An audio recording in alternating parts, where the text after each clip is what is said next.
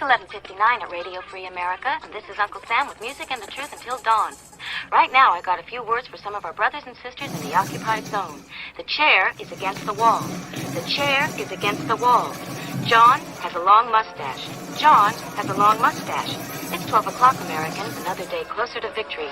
And for all of you out there on or behind the lines, this is your song.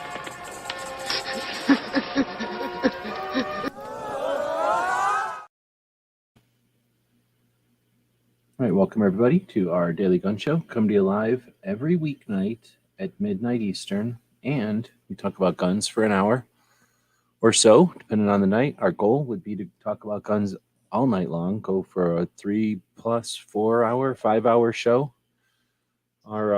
This is possible because of our Patreons, the people that make it possible for us to participate in this. Those are people that subscribe to our channel here on YouTube, to our projects out on the internet. We've got dozens and dozens of websites out there that have been there since, most of them since 2006. We also have presence on most of the social media platforms. And what we do with that is do workshops and projects, and we create things, bring things to life, calendars, promote events, champion the people who are out there doing the stuff. And those Patreons, people that subscribe to what we do, most of them are buying us a cup of coffee. Some of them are buying us lunch. Every so often, somebody buys this dog a bag of dog food every month. And then that accumulates, and it makes it possible for us to spend time on stuff like this. Now, we are going to have some advertisers soon. So we want to thank Cape Gunworks for being the first of the people to come on board as an advertiser on the show. We'll be getting some banners and things to thank them for that. But they'll be making the show possible for us to continue, along with hopefully some others, which will make the show start to grow and get back to what it was and go to where it hopefully will get to. So anyway, we want to say thanks to the people that are joining us live. We go live at midnight as opposed to a prepared show that we could easily do. I just got done prepping the show, which is about 3 steps away from making it a prepared show. Instead of doing that, however, we go live and we break down the stuff that we're about to talk about here as a conversation. So be part of that. You can do that by typing in stuff as soon as we bring the screen up here. I guess I'll do that here now. Everybody's sick of looking at this little co-host. When I bring the screen up on the screen, my computer screen up onto your screen, what you will see is, first off, this part that I'm wiggling over here is the comments. So feel free to be part of the show here. I'm going to move the little puppy cam down so we can still monitor the co-host, but still be over here paying attention to what's going on. And this is the show over here on YouTube. You'll notice that we have a couple of things going on. One is a poll. So we've talked to YouTube. We've made it clear that we are not going to charge for this poll. So when you go to our channel, at least, update on the puppy, he fell over, so he's about to fall asleep. I apologize for people. I know that there's a strong contingent of people that do not like to see dogs at all, let alone on a firearms channel like this. But as an update, the puppy fell over, so those people will be happy. Everybody else knows the puppy is sick of this already. He's going to sleep. So we'll go back to main screen, put the puppy cam on, and I'll continue to pet the puppy over here so he doesn't feel bad that he's getting ignored, but he is disgusted at the fact that we're not playing. He's not really tired today. He's super bad yesterday. Super bad. He's probably still tired from being super bad yesterday. Worst this dog's ever been. Let's just put it that way. Ruined things yesterday. But I get the opportunity to sleep in the van. So sleeping in the van now, thanks to this dog. Anyway, it's a whole nother story.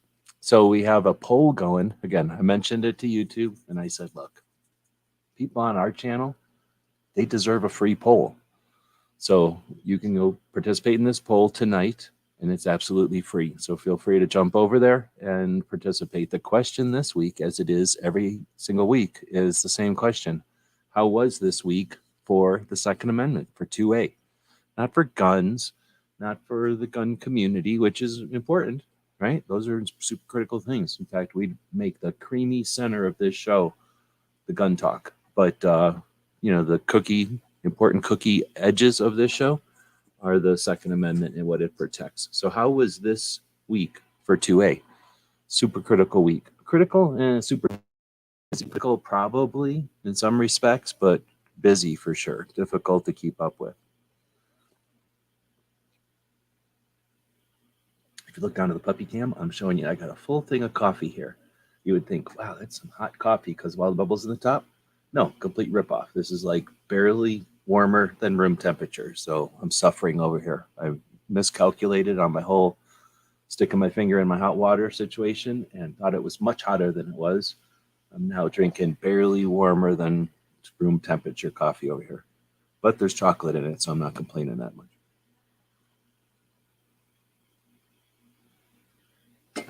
Another update for people who are interested in the puppies. Had an issue today. I was trying to cut this dog's little teeth, his little hand nails here, his fingernails, and turns out he doesn't like it one bit. So in order to show him, hey, it's no big deal, I cut the good dog's, the girl dog's toenail, one toenail. And I cut like just this tiniest little sliver off, really just as an indicator to him that it's no big deal. Well, she didn't flinch or nothing. She did the job of a big sister, and she walked away. And I come over here later on, and the poor girl is bleeding all over everywhere. Hey, Mello, why don't you jump up there? Come here. Come here. Come on, jump. Come up here. Come up here. Come here. So she's sitting. We'll jump over to puppy cam again for people. Notice the puppy cam. She's sitting over here, being good. I just had her jump up here. She's got a sore foot though. So everybody who feels bad for dogs that got sore feet for no reason other than they were trying to be a good big sister for their bad little dog friend, that happened today. So turns out she's a bleeder. My Doberman was one, and I was always ready for the Doberman to. Well, no, he wasn't a bleeder, but I was always prepared in case there was a misdiagnosis on him. So I've always had clotting agents around, but he never had any issues. Even if I cut his nail or whatever, he didn't have the bleeding disease that some Dobermans can get.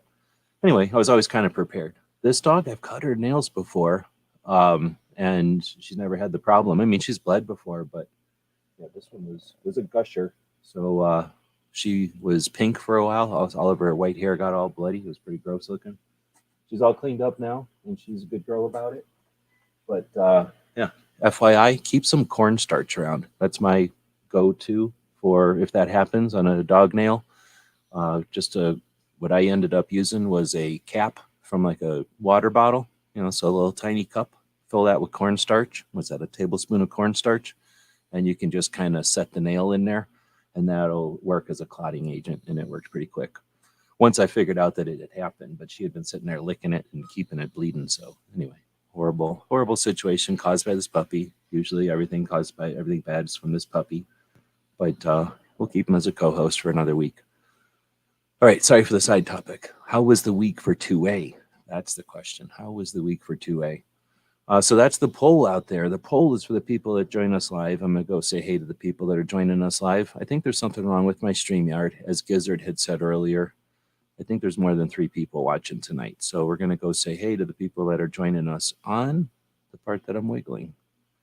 Do you get seasick when I wiggle it like this? I know other people that don't even show the stuff on the screen. I show the stuff on the screen, everything, and then I feature stuff on the screen also. So it's kind of double what other shows do. Just saying. So Chris was the first one out here this evening. Good afternoon, good evening. Thanks for joining us. Krabby Turtle, longtime fan of the show, supporter of our projects. Thank you for joining us. And from what I understand, the cameraman, personal cameraman for Worthwhile Fun, whenever she's in DC at least. So thank you for joining us as well. Then let's see, Woods joined us, another, well, I'm going to say co-host of the show when he feels like joining us. G23, another co-host extraordinaire, third thumb up. Thank you for that. Keeping the logarithm engaged. It's always a good idea when you value what you're watching to engage in the platform. It might seem silly, but the platform is nothing but a mechanism, and that's a machine, and that machine has bells and whistles. It has knobs and levers.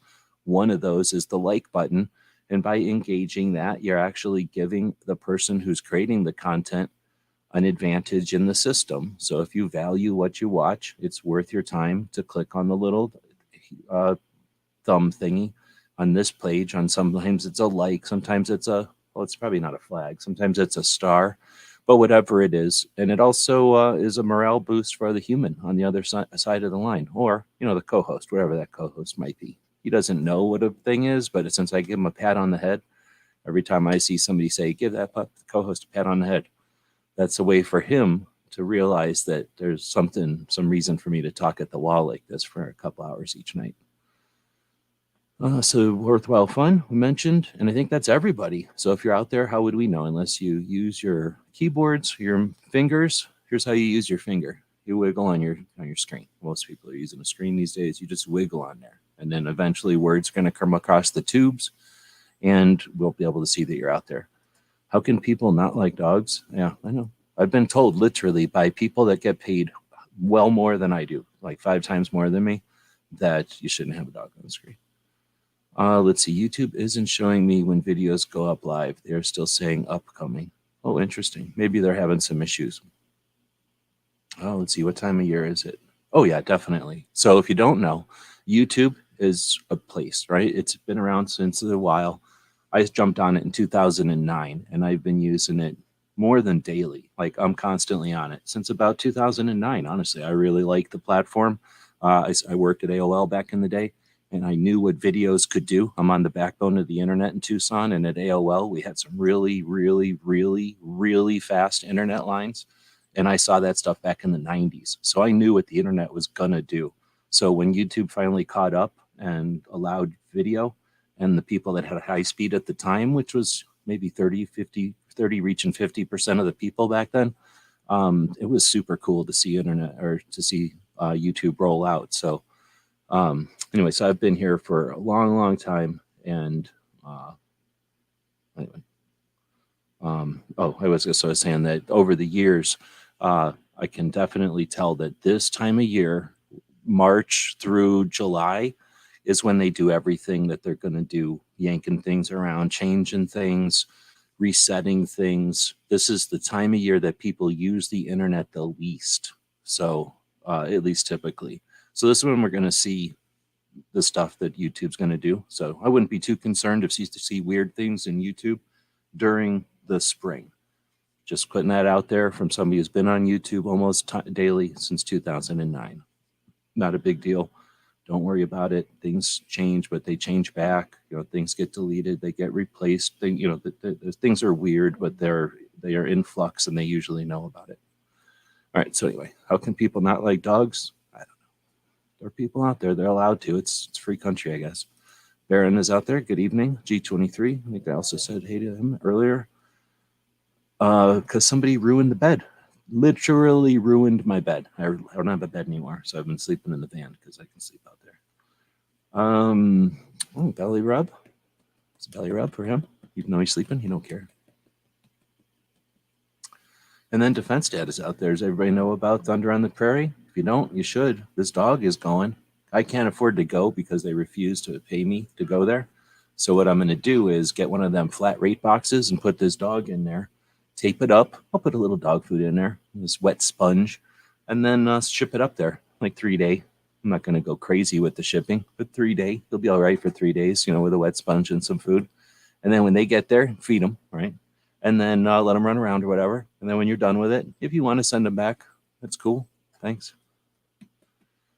So the co-host will be there. So if you're going to vote in the poll, now's your opportunity because I'm about to jam that over here. Put this in front of it, and then recommend you go check out what we have pinned, which is a better place to check out what we're about to talk about than YouTube. I guess the last thing we'll show on the screen here from YouTube is the YouTube description of this video. And talk about a pain in the dingus. It took me forever to post this, and it's about a third of what you're about to see. There was a lot of stuff to post this week, and YouTube was censoring me. It wasn't allowing me to post it. As I mentioned earlier, I think this is the time of year when things get goofed around and changed. So something's glitched, and they only let me post this much stuff. But look at how boring it is. It's like so boring, right? So what we're going to do instead of looking at that super boring thing is click on this, which is a pinned link that's on the video. You can click on it. And I made arrangements with YouTube. You can click on that video, on that link for free. And it'll take you to our Substack page. what is that? Yeah, Substack. So this is like essentially a blog post place. So you could post a blog on your own website. You can post a blog on like Blogger probably still. There's services out there that let you feed blogs just like you would a podcast, or you can put them on a place that's an accumulation of blogs, and that's what Substack is. Alrighty, so what we're looking at over here is just a better format, an easier to see and easier to look at version of the show. So I wonder why it's being so weird. So I'm going to go ahead and make it reload the current page. And we'll go back down, see if we're missing any good comments down here. Oh, Roy is also joining us. Good evening.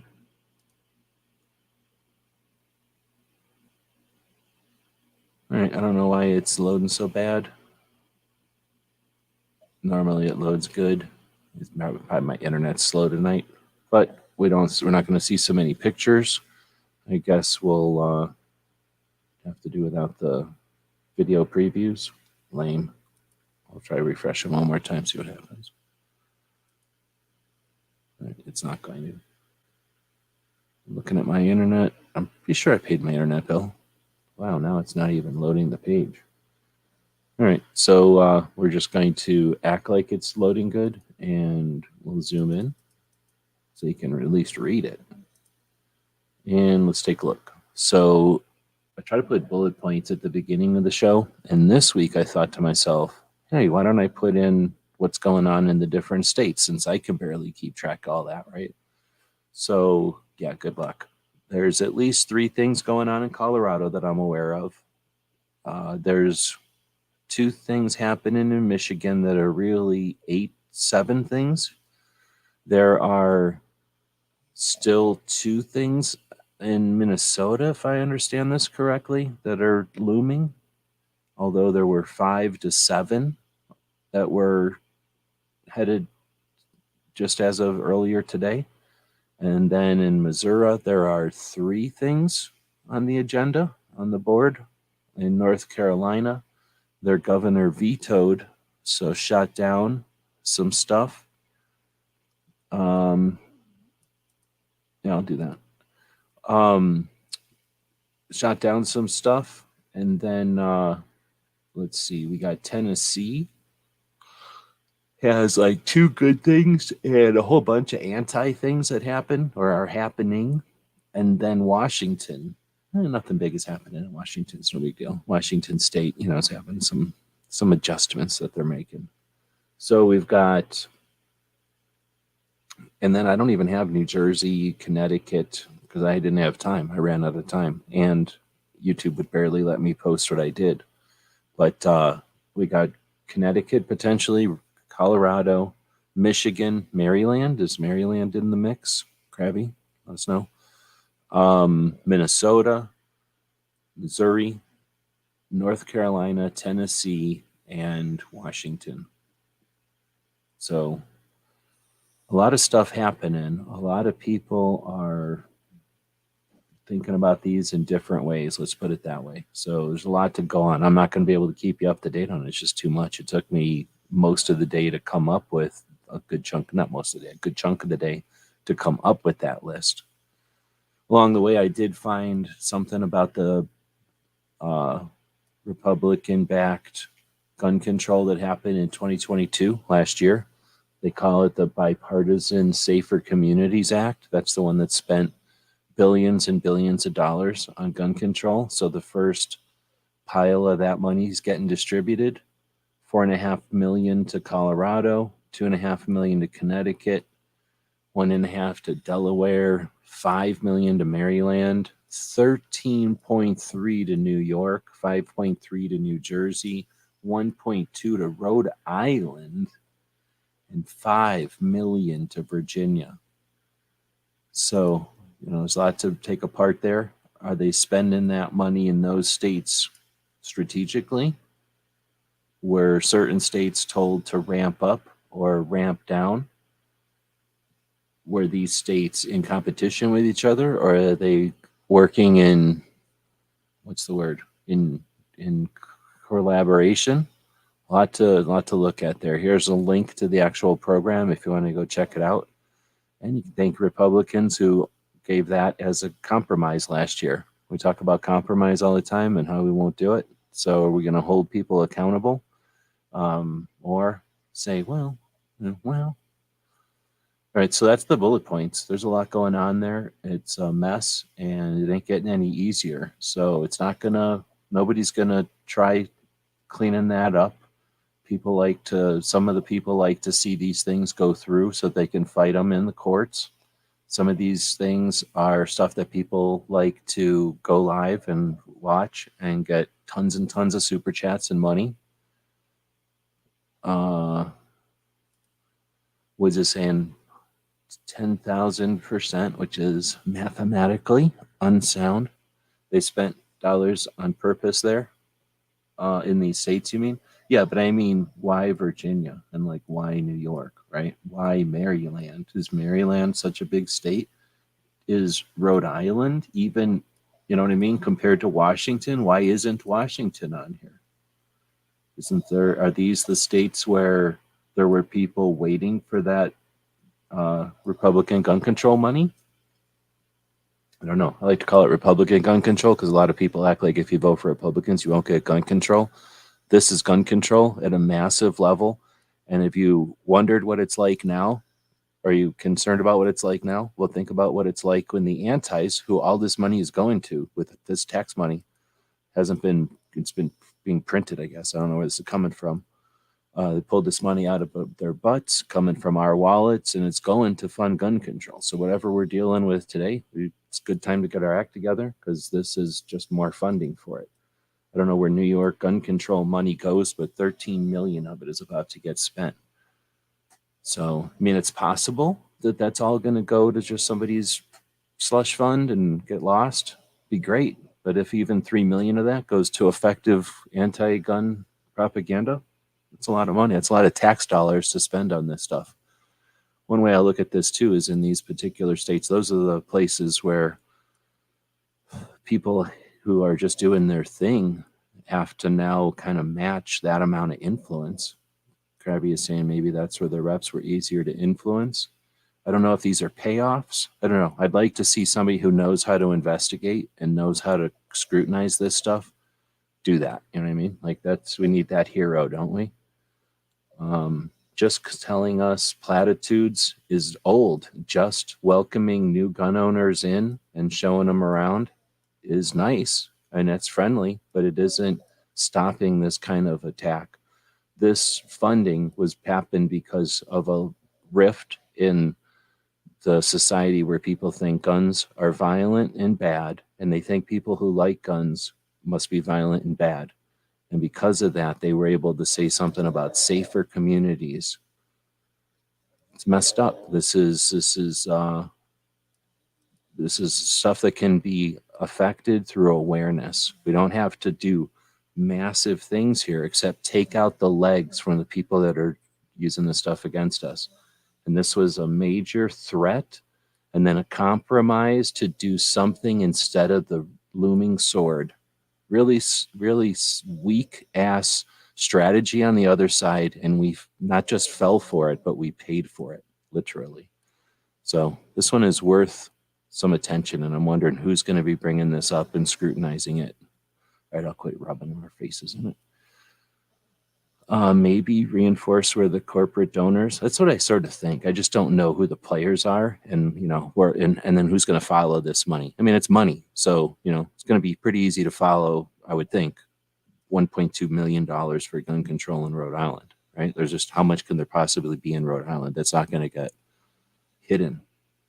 Anyhow, a lot of publishers and a lot of hopefully web designers and stuff will get paid for this, and then hopefully they'll take that money and turn pro-gun. And you know what I mean? Like use the money for good, hopefully. Anyhow, let's get into the actual stuff, this is what we do this show for, to kind of give you some bullet points of what's going on. So if you haven't been paying attention, you know what's going on. Also, there's an ulterior motive. At the end of the year, or however often we do this, we're able to tally up the kind of bullet points for the week with our show, right? We keep our show as like a way to keep track of the important stuff for the week without a bunch of fluff or fear. So we also want to feature and focus on the people that are paying attention to what our Second Amendment protects. There's quite a few people out there that aren't in it for the fame or the fortune, although they deserve fortune, and they're doing stuff that matters. And we like to focus on those projects. And we take the links, as you see, we have them here on Substack. So this is a valid place that links to these projects on social. Well, if going forward, I'd really like to bring on some sponsors. I'm attempting to bring some sponsors on so that we can take this show to the next level, which would be to include biographies and links to their websites on these different places, because we'll link this here on Substack. Of course, it's on YouTube already. We'll put it on Twitter, which everybody knows about, but we'll also put it here on Minds. We'll have it on a place called Locals, and that's not a dating app. That's a blockchain social platform that's pretty decent. We'll have it on Parler, usually not every single week, but most weeks. Same with Getter. Usually if I'm going through and doing these, I'll be listening to somebody's podcast and I'll post the link out there. Sometimes we put it on Facebook. That's not my number one priority. They kind of blow chunks. And then up onto the other video hosting platforms like GunStreamer, guntube.org, and then gunstreamer.com. And then another one out of Utah is called UTG Tube. And I'll put the show with all the links on it on each of those video platforms, or at least all those places where I can post links in the videos. Now, sometimes I'll go to alternate platforms for video hosting, such as Odyssey, Rumble, or Utreon. But because those take the effort of having to download the whole video, which is sometimes over an hour, and then upload it, and on some of these platforms, that means chopping it into 2 pieces and uploading it. I just don't always do that. But I do usually once a week take the audio from this show, along with every other show this week on the Daily Podcast, or the Daily Gun Show. And we post that to the iHeartRadio, to Apple Podcasts, to Google Podcasts, to Podbean, to Stitcher, and all the audio platforms. And on all the platforms that it's possible to do so, we include the links. So that's really our goal, not to be famous on these platforms, but each one of these platforms has a PR rating, a page rank. Each of these platforms has a validity on the internet. And by posting links, these links back to valid projects online, stuff that's focused on the Second Amendment, we hope to strengthen them and get them further reach.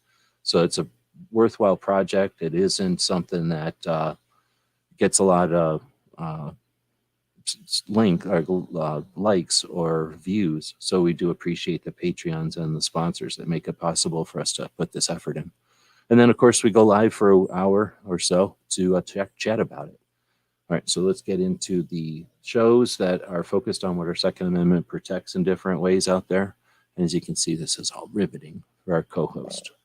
We started this show with a Canadian co-host, so it's a little bit different, but essentially same kind of thing. All right, so the first show is Brooke. Brooke Cheney does the Suicide Prevention Saturday. Each Saturday, she hosts a brief live segment where she talks about awareness of mental health and prevention of suicide. This week, or last week, she had on her daughter, and they talked about, what did they talk about? It's been a week now. I have to think about it. It's nicer when she puts the topic in there. But then this weekend, tomorrow, she's going to have G23 on, who we all know from hosting the G23 show with Foss most Saturdays. So he'll be on to chat with her on a pre-recorded show that'll be live. So they'll be taking comments and whatnot during the live show. Or at least it's a premiere, whatever. And then did you say, I think G23 said that she had just posted the show so we could link to it even. But it's a great effort to create awareness of what 2 out of every 3 deaths with a firearm. So if there's 3 deaths with a firearm, 2 of them, usually 1.5 to 2 of them, depending on the year, are from suicide. And that's important because 1, we can help the people who are making that choice and potentially save their lives. Two, they use the entirety of deaths with a firearm against gun owners as if all of those were violent crime when they label suicides as violent crime. So by helping people and preventing suicide, we're actually taking ammunition away from the antis who would unscrupulously use the act of suicide against lawful gun owners. And then it's just good. It's something that's good to do. And it's a great project to get behind as gun owners, as just humans, as people in the United States. There's a lot of people out there who have the misunderstanding or the misinterpretation that ownership of guns is somehow violent or dangerous when we own many dangerous items. It's just that guns are demonized. Guns are a symbol of individual freedom, and they empower the individual. And because of that, collectives, socialists, people that are big state, people that feel the state is the only one that should have actual power and that individuals should be subservient to the state, people like that can't handle that piece of property in our hands. Now, it's not the only piece of property. The printing press will be next, the writing pen, the communication devices, the ability to gather, all those things prevented by the First Amendment, especially religion, would be under attack as well. But the property is an easy one to demonize and suggest it's a vice, and they've had a pretty good run of moving the Overton window by marginalizing guns. So by normalizing the conversation about suicide awareness and mental health opportunities that remove the potential for suicide, but also the underlying causes for most violence out there. It's just a good thing to get behind and empower and support as a community and just people. So Brooke's project is one of the best things that happens for our community each week. Couldn't thank her enough for that. Another person who's doing good work is out there in the audience right now. Worthwhile Fun was just saying hey before, and she's been busy driving 2.5 hours each way from her home to the state capitol in Missouri, to the point where most of the representatives that she's testifying for in each of these bills knows her. They know her because she showed up at these. She's not unique. She's not a superhero. She's using her own money to take time away from her family to travel to create an awareness of gun owners in 2023 in the state of Missouri. She represents others like her who aren't able to take the time to show these representatives that they're misguided and they're either unaware or they're lying to the other people on the panel when they suggest some of these anti-rights bills are going to help anybody. She does a great job of enunciating our position as gun owners and illustrating the misunderstandings and the intentional deceptions that most of the support for these anti-guns laws use. I'm going to take a couple of seconds to listen to one of these so that you get an idea of, you don't have to be some kind of super fancy superhero to go do this stuff. So this one, let's see, should we do anti-gun? Should we do concealed carry? Or should we do liability of business? This one has a dude talking at the beginning of it. So let's do concealed carry allowed in churches. Witness is here to testify in favor of House Bill 485. Make sure you submit your witness form and state your name. You can proceed when you're ready. Submitted online. Thank you, Chairman, members of the committee. I'm Susan Myers of the 131st.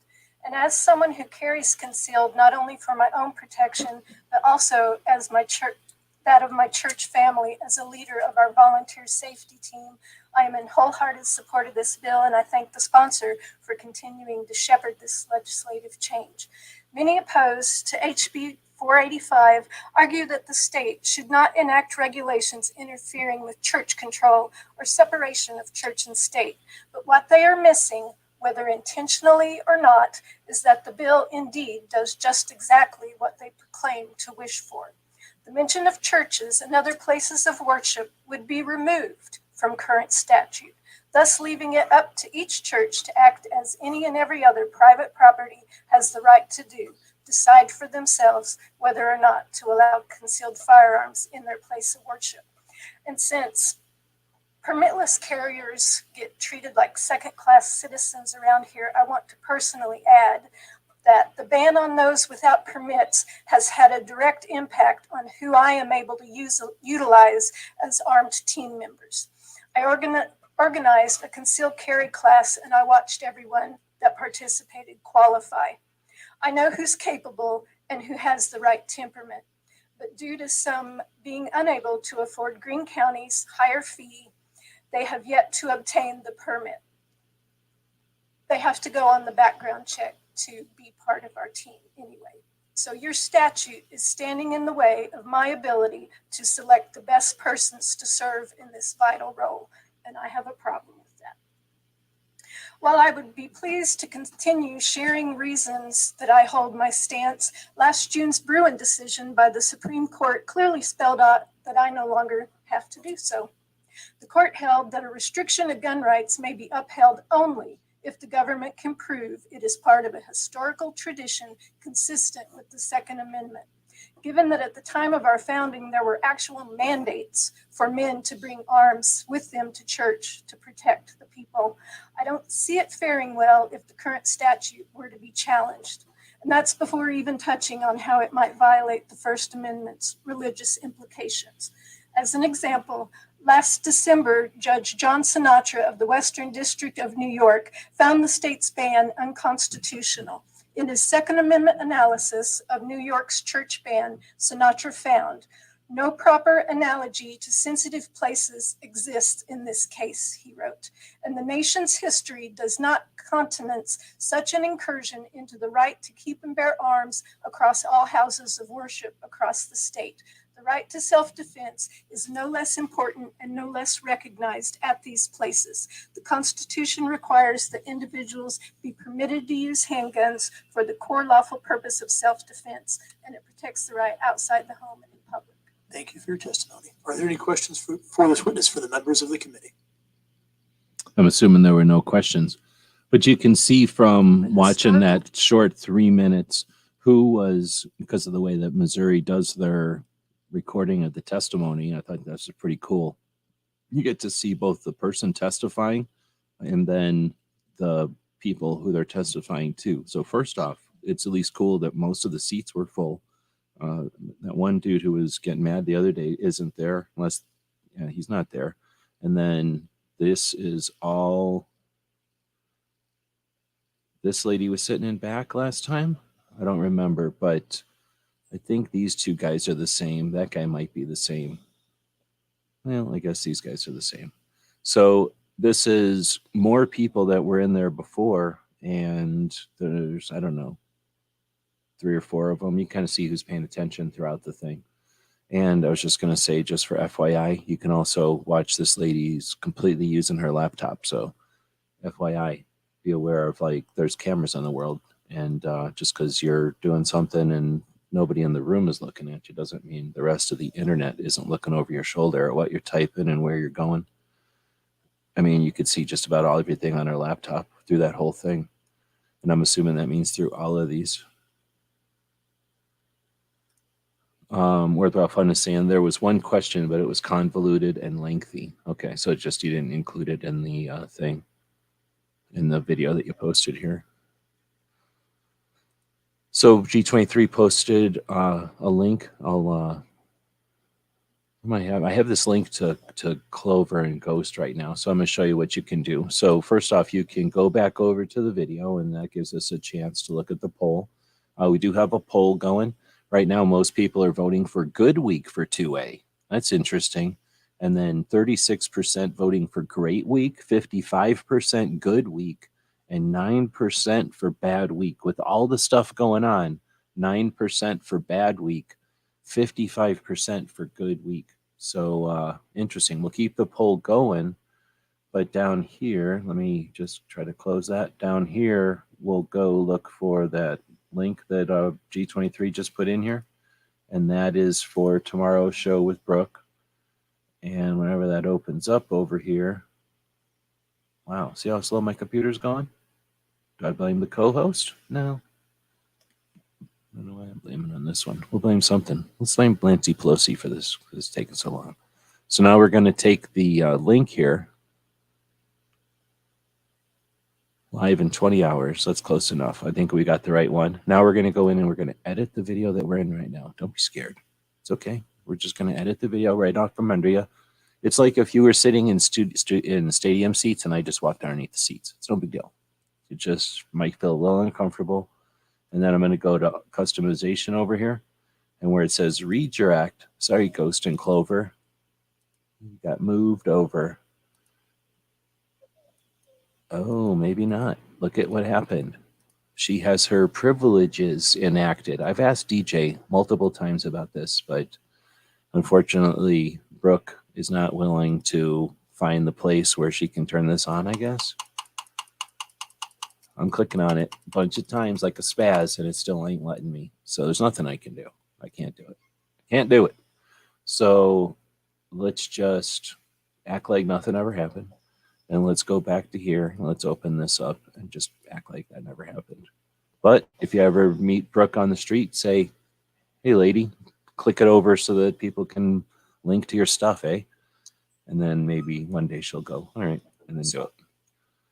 All right, so now we're going back over to the Substack. I'm going to give a link to the Substack just because.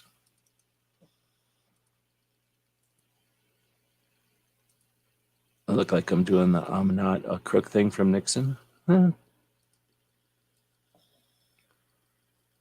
Woods saying shouldn't have to pay for a right. Everybody should go sub to Worthwhile Fun. Hopefully somebody's got a way to link to that. I don't have a DJ out there. DJ would normally take that over. So you see what happens when DJ's not around? Silence in the chat. Excellent testimony. Yeah, this wasn't necessarily the best one I've ever seen from Worthwhile Fun, but yeah, definitely thank you for being there and being on the record and offering that perspective that there's a consequence to these feel-good measures that obviously aren't going to be brought up by the idiots or the deceptors who are going to, is that the right word? For the people that are going to bring that garbage up. They're going to act like, oh, everything we bring up is perfect and nothing wrong ever happens from it. Free speech permits, that's a good idea. I think that's a good idea. Thanks, Woods, for the good idea. There was one question. Okay, you said about that. Laptop lady was head of Mom's Demand, and she took a picture of me and posted it somewhere. Now I'm on a list. Dang it. It's all right. We can see lots of information about her laptop and her searching habits from watching this. So just FYI, she's not very smart about her personal protection. I could see it in the video, just like you said. You got dial-up? I'd have bad internet, that's for sure. I should probably, again, we're hoping to get some sponsors for the show, putting some effort into that. And one of the things I will do is try to get alternative internet, faster mobile type of thing. Don't be mean to her because she has probably looked for it and she's just busy or whatever. Let's see. Thanks for the subs. Never asked anyone. Oh, it's always appreciated. Yep. Okay, so here we go. So let's keep going with what's next. A bunch of different testimonies because that was 3 different times. I don't think that was 3 trips, right? A couple of these were on the same trip, but it has been multiple trips that she's taken to do these presentations, these testimonies to committees. It's happening all over the country. She's not singular in doing it. She's just doing a great job of getting the clips from, I don't know, C-SPAN or someplace, or the equivalent, the state's equivalent of C-SPAN, and then posting them on YouTube to share, to inspire, and to archive. All worthwhile efforts, so thank you for doing that. All right, next up is one of the coolest things I've seen all week, and that is the reload. It's a hour-long-ish, hour-and-a-half long, 90-minute long event each Sunday morning or something. I'm not really sure when it comes out, but it basically hits YouTube at Monday. Worthwhile Fun is saying 3 trips for 8 different bills.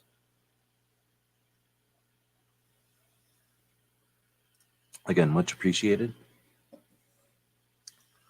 Oh, Baron's dropping links. Thank you.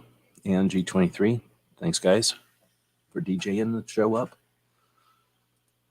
Let's see. Then we've got the reloads. Like I say, it's about a 90-minute show or something each week. It's got the one dude from the thing, and he goes on and talks to people, and then usually talks to people for like 45 minutes, an hour, and then has him and the other guy come on and talk about news of the week. It's an interesting format, and they've got a unique perspective on it. They're new and young, so it's keeping a finger on the pulse of those one of the voices of the new generation of reporters on this stuff. He also gets he's working for CNN, so he gets national time to bring a perspective from the gun owner. So watching him interview people is interesting, and seeing the questions he asks and what he's able to gain from the people he interviews. And this is Steve Gutowski, right? Who then would be, the representative for the community in a lot of ways on CNN. So in this case, he had Amy Swearer on, who's got to be one of the superheroes. If there's a Justice League of 2A, she's definitely at the big table. She's just been doing very well with testimony at the national level often, and does a great job of not just offering the my property, my rights narrative that the antis assume we're pigeonholed with, but instead brings nuance and competence to the mix. And I'm sure that she's frustrating in more than one way the representatives. Not in this testimony, but last year sometime, that one lady came up and accused her of perjury. And they kind of went back and forth. And I think that's an indication that the antis are frustrated by her abilities and what she brings to the table, what she means for their positions. So getting a chance to chat with her for almost an hour is great. Definitely worth your time. Definitely worth watching. And if you haven't seen the reload, it's one of their best presentations. A great example of what the reload can do. Let's see. G23 saying, well, sure, I'll find I should get you on my live stream for an interview. I don't know if she's ever been on a live stream for an interview. Is that something you would consider? Is that something you do? Let's see. So next up are a couple of live streams that happen this week. Now, there's live streams that happen and bring a lot of super chat money in. And then there's live streams that happen that just bring the ability for people to follow, 5.5 hours of testimony. I think that's what this one turned out to be. So the ATF has been doing a lot of crazy stuff.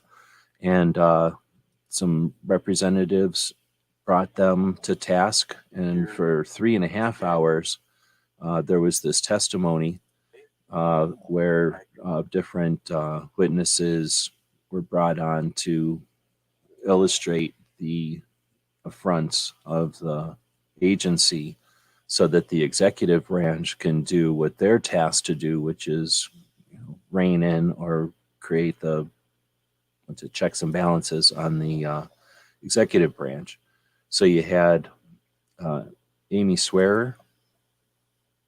This is Ghost's stream simulcast of it. I guess it's not going to catch up because it's too long of a thing. But you had Amy Swearer, and then that Matt guy from, he's worked at a couple of places and now he's just on his own now. And then a couple of other people.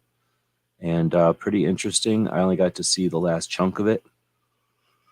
But I always think it's cool when people stream this stuff so that we get our chance to see it amongst peers. So, just like if you went to the gun shop or the range or the gun show and watched it with a bunch of people who know what's up, and get to see just exactly what's being said.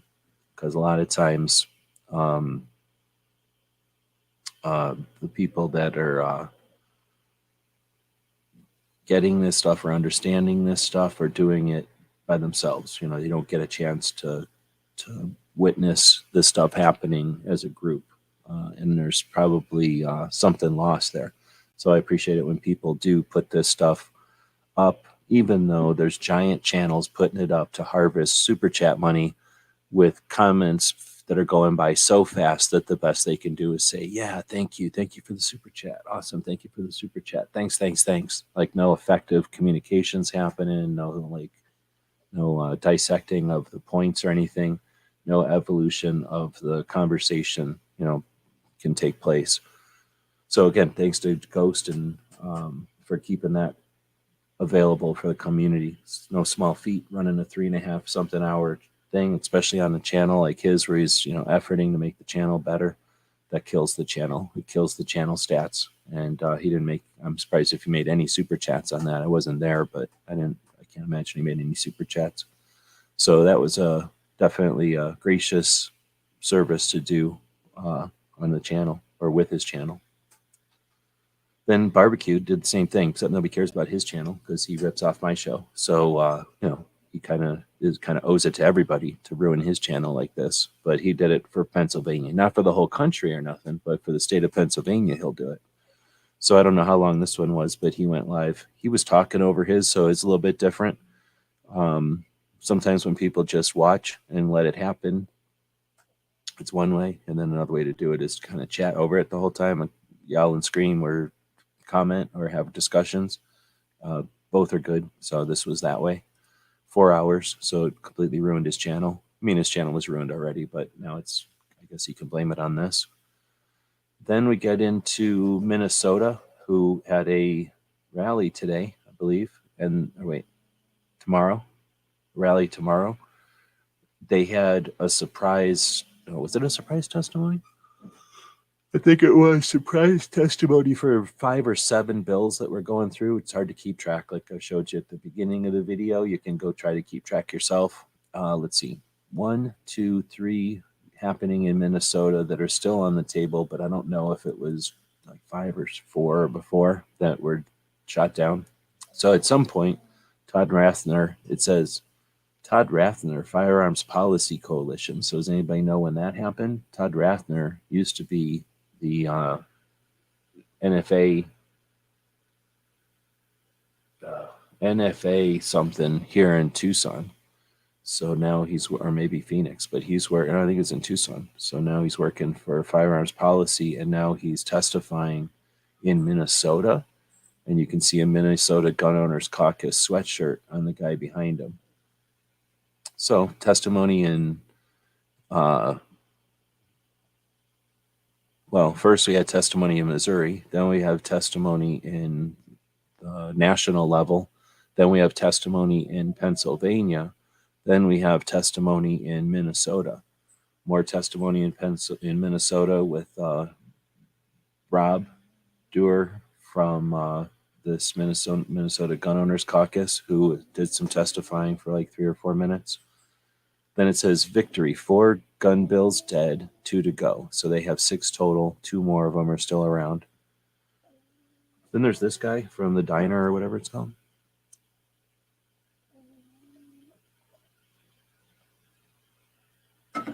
I've never seen, I guess I have seen Amanda's show, but if you're talking about Amanda's interview show, she only hosts those on Facebook, so nobody ever gets a chance to see those. She hasn't even reposted them on YouTube or anything. So we got 4 boxes. He was talking about, I forgot what he's talking about. And then he also does a video about California being wrong. All right, so if you want to go watch those, you can. Then we have one from Washington talking about the California stuff. And then you have Jared posting about how some guy got kicked out of the national level anti-ATF testimonials. And then he gets handcuffed and everything, like a big, I don't know what you call that, theater, I guess, a big display to distract and take away from the event and to push agendas about police and free speech and that kind of thing. Narratives. In Washington State, Foss was up there. He had some stuff to talk about with that. His Mouse Party show, they talked a little bit about that. And then this weekend, they'll be talking about the organizations and how much they make. You could probably talk to him about what it was like to be there for the testimonies in Washington State. I know that NRA was there and NSSF was there. And I think there was no Second Amendment Foundation there, and there was no Gun Owners of America there, from what I understand. Let's see. So this is the testimony from Sporting Systems, and I'm going to play this. I don't think I'll get in trouble for playing it. Oh, I've seen her Amanda's radio show. I usually watch that on Sundays, but the other one, the DC Project shows, I guess they only get broadcast on Facebook. Daniel Mitchell, Vancouver, Washington. I plan to share a well-articulated legal argument here today, but I've watched this committee ignore logic for years, so I'll explain the plain truth. For Gregor, who can't replace his barrel because the part will be illegal. For Ryan, Brian, Jeff, Ari, Scott, Heidi, Katie, Jeremy, Anton, Beezy, and thousands of others whose careers will be legislatively exterminated. For citizens unable to comply with the federal pistol brace ruling. For SBRs awaiting federal approval that cannot be delivered. For those who cannot retrieve their pawned items. Those who want the most popular rifle in the country for any lawful purpose. Those who wanted a small pistol for target shooting, now banned because it has a threaded barrel. For those who already purchased an item but it can't be delivered due to a 10-day delay. For those shop owners who hold tens of millions of dollars in inventory that will be illegal to sell. Under 1639, it's illegal to sell SARs to a non-resident. We're in federal court on that one too. I'm speaking for our grandkids to preserve their constitutionally protected rights. The state has filed amicus briefs in federal cases nationwide. The state's argument is losing in all of those actions. Is there a miraculous new argument laid in wait? Your rush to be wrong, to be struck down in federal court here is strong. I know you need the photo ops, the virtue signals, and the victory dances. It's palpable. Well, the press coverage you're going to receive is going to be so exciting. As federal New Jersey Judge Renee Baum said directly to the New Jersey Senate President 2 months ago, you should have known this was going to be challenged, done due diligence, and been better prepared under the direction of NYSERPA v. Bruin. Wow. You'll get your moment in the spotlight, but we will persevere. Every federal court in the country is showing it at this moment. Back here in the steps of the Capitol, no cameras, no fanfare, no busloads of moms when this law is set aside by the federal court and your oath of office violation is exposed. I won't expect a congratulations cards, but until then, I'll see you in court. A little bit wordy. I think the tone you get, though, and I hope they do start taking people to court or challenging them on their oath of office, or I don't know the words to say, but challenge the people who are screwing around, sending stuff up that they know is unconstitutional, so that they're not they don't have a free reign, right? To just keep sending that stuff up. You may realize, or you may hear some noises, and that's this little co-host of mine who's completely sleeping throughout the whole show. Could care less about most of the show. You're saying that they were, where'd it go? Talking about the P80. Is that what this one is? Freedom wins. Thanks. Let's see. So now we're going back down to Get Off My Lawn. This week was Where Do You Get Your News? I don't know if I saw that one. I'm trying to remember. Barbecue does a show on the 22nd of each month, because for a while there was the number 22 veterans a day, and to kind of use the 22nd as a way to create awareness. I think what he does is recommends people take a 22 firearm and do a review and then mention the project. So Charlie had Yuta on for, what is it, the Armed Lifestyle magazine, I think. And so he's been doing the Writing Shotgun with Charlie project. And so he had Yuta on earlier this week. A new channel I found today when I was listening to the Daily Bullet with Paul Lathrop from the Second Amendment Foundation. They have those lawyers on every other week, I think.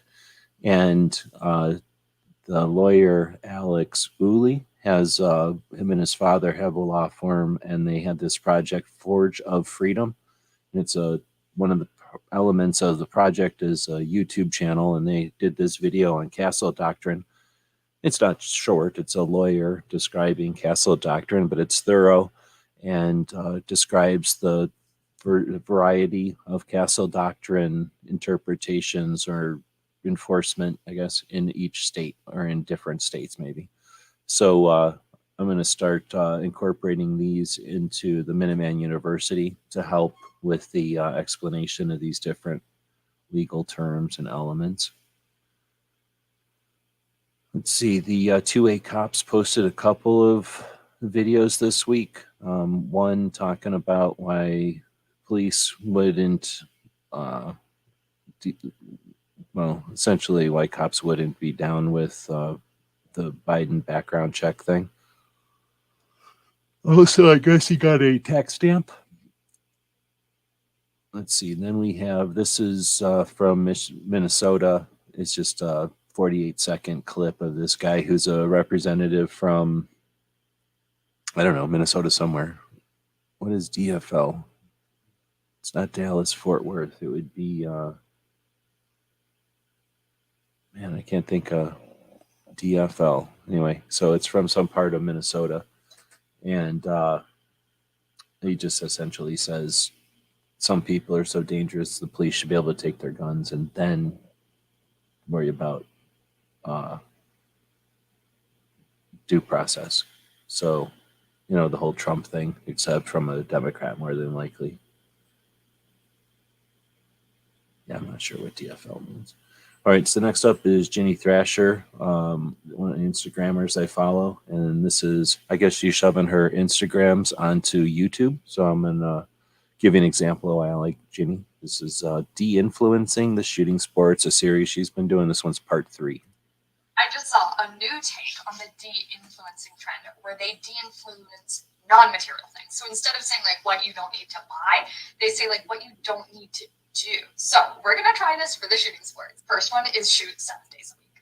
Nobody needs to do that. It is not good to do that. Your body needs breaks and time to mentally and physically recover to get that sleep in. So I would say, I mean, a lot of the best shooters in the world are training 5 days a week, 2 off days a week. You do not need to be training 7, especially if you're in high school. Number 2, do not think that top level elite shooters just have it all figured out, that they just don't have any problems and that's why they're good. I once had a teammate who said, I think the best top level shooters are not that way because they don't have problems. It's because they can recognize and fix those problems way faster than we can. And that always stuck with me. And now that I'm there, I think it's true because at that level, your rifle IQ, your knowledge of the sport and yourself is so much higher. I do not believe that you have to have the perfect position to be able to shoot 10s. Everyone's position is going to look a little bit differently. And that belief of if my position isn't good enough, then I can't shoot 10s is so limiting because sometimes match day is going to come and the position you have is the position you have and you have to shoot 10s anyway. So having a good position helps and it also helps the biomechanics so we can do it longer without injury, etc. But your position doesn't have to be 100% perfect at all times. So she's a coach and she posts these de-influencing videos. I guess it's a thing. I haven't seen anybody else doing it, but essentially what she just showed you, things that aren't necessary that are going around and often perpetuated. All right, so next up is Travis, I think, went live with Defense Dad, who may or may not still be out there right now, who was out there live earlier, I think, talking about Thunder on the Prairie. So they had done this show earlier, I guess, and then rebroadcast it. So just to reiterate, later on this year, in June, they'll have a get-together up in Nebraska. And if you're interested in attending, they've got some places available where you can stay for cheap or free. Well, I don't think free, but cheap. And go watch the video for more details. Clover's been doing stuff. He does stuff. And one of the things he had on was Chantel from Women Who Carry. This is interesting to listen to. the other night. I was listening to it while I was driving, so I didn't get every piece of it, but the gist of it is she's a fairly new shooter, and she's an instructor, and they were chatting a bit about her experiences and her origin stories. Gunmetal guys out there, good afternoon. Hopefully everything's going well, assuming you're at work. All right, next up is Clover hanging out with so when this is like the second or third time they've gotten together to do these let's not talk about Second Amendment, just talk about guns. And they basically just say the same stuff we talk about on the Saturday show, so there's no reason to listen to this. You could just listen to a Saturday show. If you listen to a Saturday show twice, it's the same as listening to this show once. Wait, no. Listening to this show twice is like listening to a Saturday show once. No, listening to this show 3 times would be like listening to a Saturday show twice. I think that's the proper ratio. Then we have Hunter's HD Gold. I think that's how it is. This is a place that makes lenses and glasses, shooting glasses, and just regular glasses for people. And one of the projects he does is go around in this awesome van, like a lot of van projects are awesome, and goes to these different shooting, or I'm just going to play it. He goes to these different shooting events and archives them. So here he is flipping his camera around, and now here he is at this event, and you can tell he's set up as a sponsor, and he's starting from his booth here, which has his van. Look how his van is decked out. Whole bunch of different guns. Each of them has a different optic on it, and I'm assuming there's a bunch of different grips, a bunch of different magazine wells. So it's essentially not a store, but like I want to try something, and I want to see what it is, what this is compared to that. So now you can go up in there and check out all these varieties of things. It's like a whole different set of varieties of things, from what I understand. Now, he also, if somebody's thing breaks, he'll let people run these. So if you're willing to use a weird setup that isn't like yours, or maybe he has one that's very similar to yours and yours breaks, I believe he lets people run these. Or if you just want to try something out, I think there's some rifles over here on this side.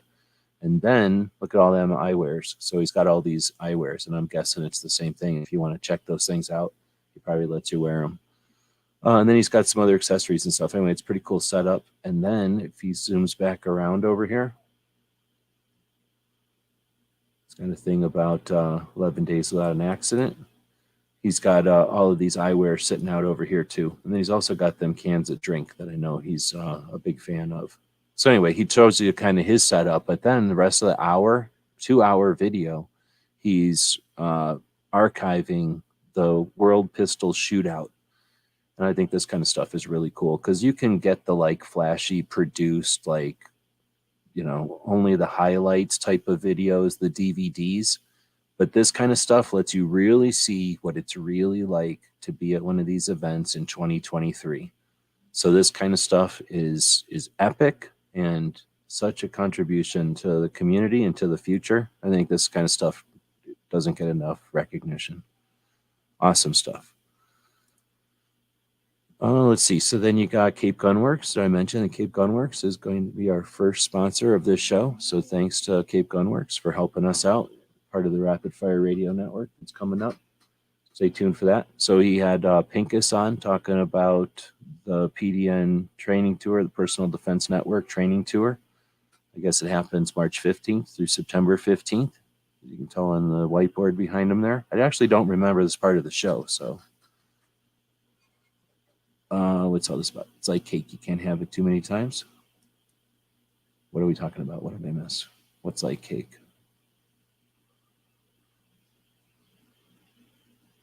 I missed it, I think. We got another one from 2A Cops. They have an event coming up. Hey there, it's Matt from 2A Cops. I'm here to talk to you a little bit today about an event being put on by the gun store I work part-time at. Boise Black Rifle, we will be having our second annual range day. It is going to be on June 10th. It's going to be at the Double Tap Range in Boise. It is going to be from 10 a.m. to 4 p.m. and tickets for people to participate are going to be $40 a piece. Our last event, our event last year was the inaugural one. It was a huge success. We had lots of manufacturers out there. It included food, lots of shooting for everybody who comes out. This year is going to be even bigger. We have got a lot of manufacturers. There's going to be lots of shooting. We are going to have your $40 to get in gets you the ability to shoot at any of the manufacturers' booths. This is going to be a lot like SHOT Show, but open to the public. There's going to be some machine guns to shoot. There is going to be, let me just go down the list of manufacturers who are going to be there. Gun manufacturers. Sig Sauer will be there. Glock will be there. Springfield Armory is going to be there. Staccato is going to be there. So for anybody who's potentially thinking about purchasing a Staccato, those aren't just go out and buy it, and if you don't like it, you sell it again kind of guns, because they're not cheap. I mean, they start at $2,500. If you're considering a Staccato, pay your $40, come out, and you get to shoot all the different Staccato models. They will have them all there. Desert Tech will be there. PWS, Primary Weapon Systems, will be there. Genesis Arms will be there. They are going to have their John Wick full auto 12 gauge shotgun there, which All right, that's enough of that. But you get the idea. So it's pretty cool. We're going to be talking about how I updated the rally calendar. Thanks to Barbecue for letting me know about a new rally. But I think I'm going to try to do a shoot calendar as well, because there's a lot of new shoots happening, and I don't know if anybody that's has put together any kind of a video on just the different shoots that are out there, so we can accomplish that. Then we've got what is this? This is Rogue Banshee. Had Laura Evans on, so DC Project and marketing person. Interesting conversation for sure. Might want to check that out if you're interested in, the behind the scenes, the nuts and bolts of getting this stuff done, the content creation and making it happen. This was pretty funny. Cape Gun Works did this skit with, has anybody seen the Monty Python cheese skit from back in the day? I don't know how many people are old enough to remember Monty Python. It's pretty awesome. This is so on. I don't know how many times they watched the Monty Python thing. I mean, I haven't watched it in a long time, but this seems like this is so on. So I'm going to play this for a bit, and not the whole thing. I think it's quite a few minutes long, but we'll play a chunk of it here, and you'll get the gist of it.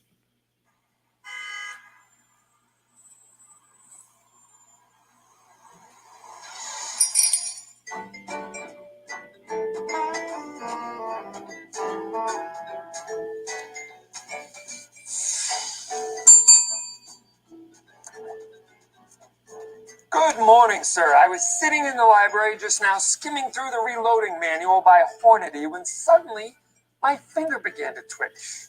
Twitch, sir? Involuntarily curl. Come again? I became a wee bit trigger happy. Oh, you want to go shooting? In a nutshell. So I thought to myself, a little brass freedom fries, supersized, would do the trick. So I curtailed my reloading recipe activities. I sallied forth and infiltrated your place of purveyance to negotiate the vending of some of Casimir Lefonche's great inventions. Sorry? I would like to buy some ammo. Oh, I thought you were complaining about the music. Heaven forbid, I am one who delights in all manifestations of the bluegrass, jazz, funk. Least offensive music in the world, studies have shown. Anyway. Who said that? Now, my good man, some ammunition, if you please. Yes, certainly, sir. What would you like? Well, for starters, how about a little of 7x57 Mauser? I'm afraid we're fresh out of 7x57, sir. Oh, never mind. How are you on 3040 Craig? Never at the end of the week, sir. We get it fresh on Monday. Tish, no matter. Well, 4 boxes of 30-06 Remington, I guess, if you please, my stout man. Ah, well, yes, it's been on order for 2 weeks, sir, and I was expecting it this morning. Yes, well, it's not my day, is it? How about some 30-30 Winchester, perhaps? Sorry. 7.62 by 54R. Normally, yes, sir, but the van broke down today. Has it? Okay. Any 762 by 51 NATO? Sorry. FN 57 by 28? Nope. Any Swiss 65 by 55? Nope. 7.7 Jap? No. 8mm Mauser, perhaps? No. 303 British? No. Well, maybe some hunting rounds then. How about some 375 H&H Magnum? Nope.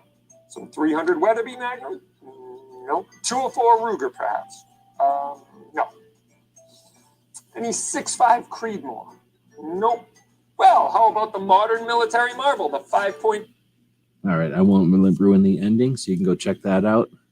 I'll put a link to it here so you can go check it out. It's in the description, or actually, I don't even know if it is in the description, so we'll just drop that link in here.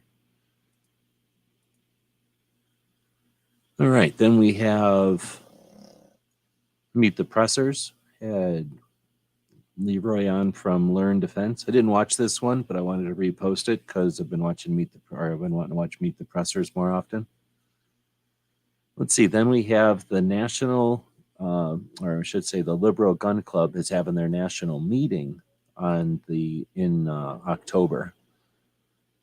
This is just 2 minutes long.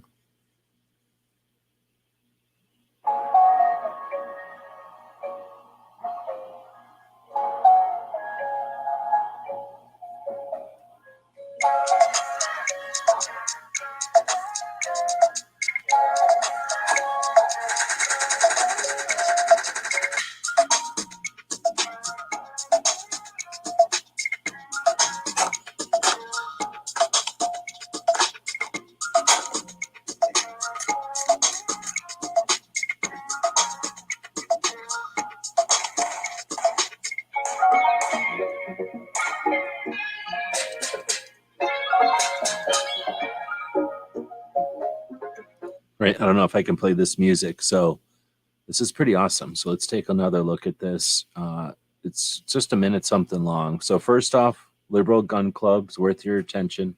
I think I was getting them mixed up with the other one, Liberal Gun Owners, which you might as well make it the same for people that are dyslexic when you call it LGO and LGC. So I'm pretty sure the Liberal Gun Owners are a little less enthusiastic about being part of the community. But you never know. Maybe it was one of these. So first off, let's take a look at this epic video of Pro Gun Vegas. This is Pro Gun Vegas. So normally when you see people talking about Pro Gun Vegas, you don't get this awesome drone shot of it. So, okay, I'm going to go back. Oh, man. So we're going to go back just a little bit to here. Yeah, and this is about as much as we're going to get. So here's how it works. You've got the, I think this is something. Is this something new down? There must be something new next door. Yeah, there's something new. Is that across the street? No, that's new next door. So anyway, this is the building. This is the main like restaurant, bathrooms, and pro shop. And then as you can see, they've got a couple of shotgun ranges right there. They've got a couple of longer bays here, but then you go down the hill and you've got a whole bunch of little short bays, like 3 or 4 little short bays down here for handguns and action type of classes and events. And then you've got a couple of long range bays over here. But what this doesn't show is behind us. So if you went down the screen here, like, you know, below, which would be going up the hill, you've got even more, maybe twice this much. So just a whole bunch of stuff going on and nice facilities. You've got these golf carts over here. What is there? 9 dozens or 18 golf carts over here. Lots and lots of facilities, lots of parking. It's just one of the nicest places that's just real. It isn't all putting on airs and being all fancy. This place is pretty deluxe, but so when they do the events like Red October, this parking lot isn't so much a parking lot as it is like a swap meet, like gun show area. It's like more like a outdoor gun show area, really, this whole section here. And then all of these bays are filled up with tents, and then the bays are used for shooting. But the firing lines are all set up with tables and pop-ups and stuff, and it's a safe, controlled environment, but you get to see stuff. And there are some events going on at a few of the bays here, but most of these bays are set up with demonstrations and ability to check things out. So anyway, great video of the Pro Gun Vegas. And this is where Machine Gun BB, if you ever go to Machine Gun Vegas in Las Vegas to go to some kind of a machine gun event, and you can do an outdoor one, she'll take you to Pro Gun Vegas. She probably goes to one of the other bays that's beyond the bottom of the video here. But this is just a great picture. And if you can barely see, there's a highway here, and that highway goes out to where the SHOT Show Media Day at the range is held.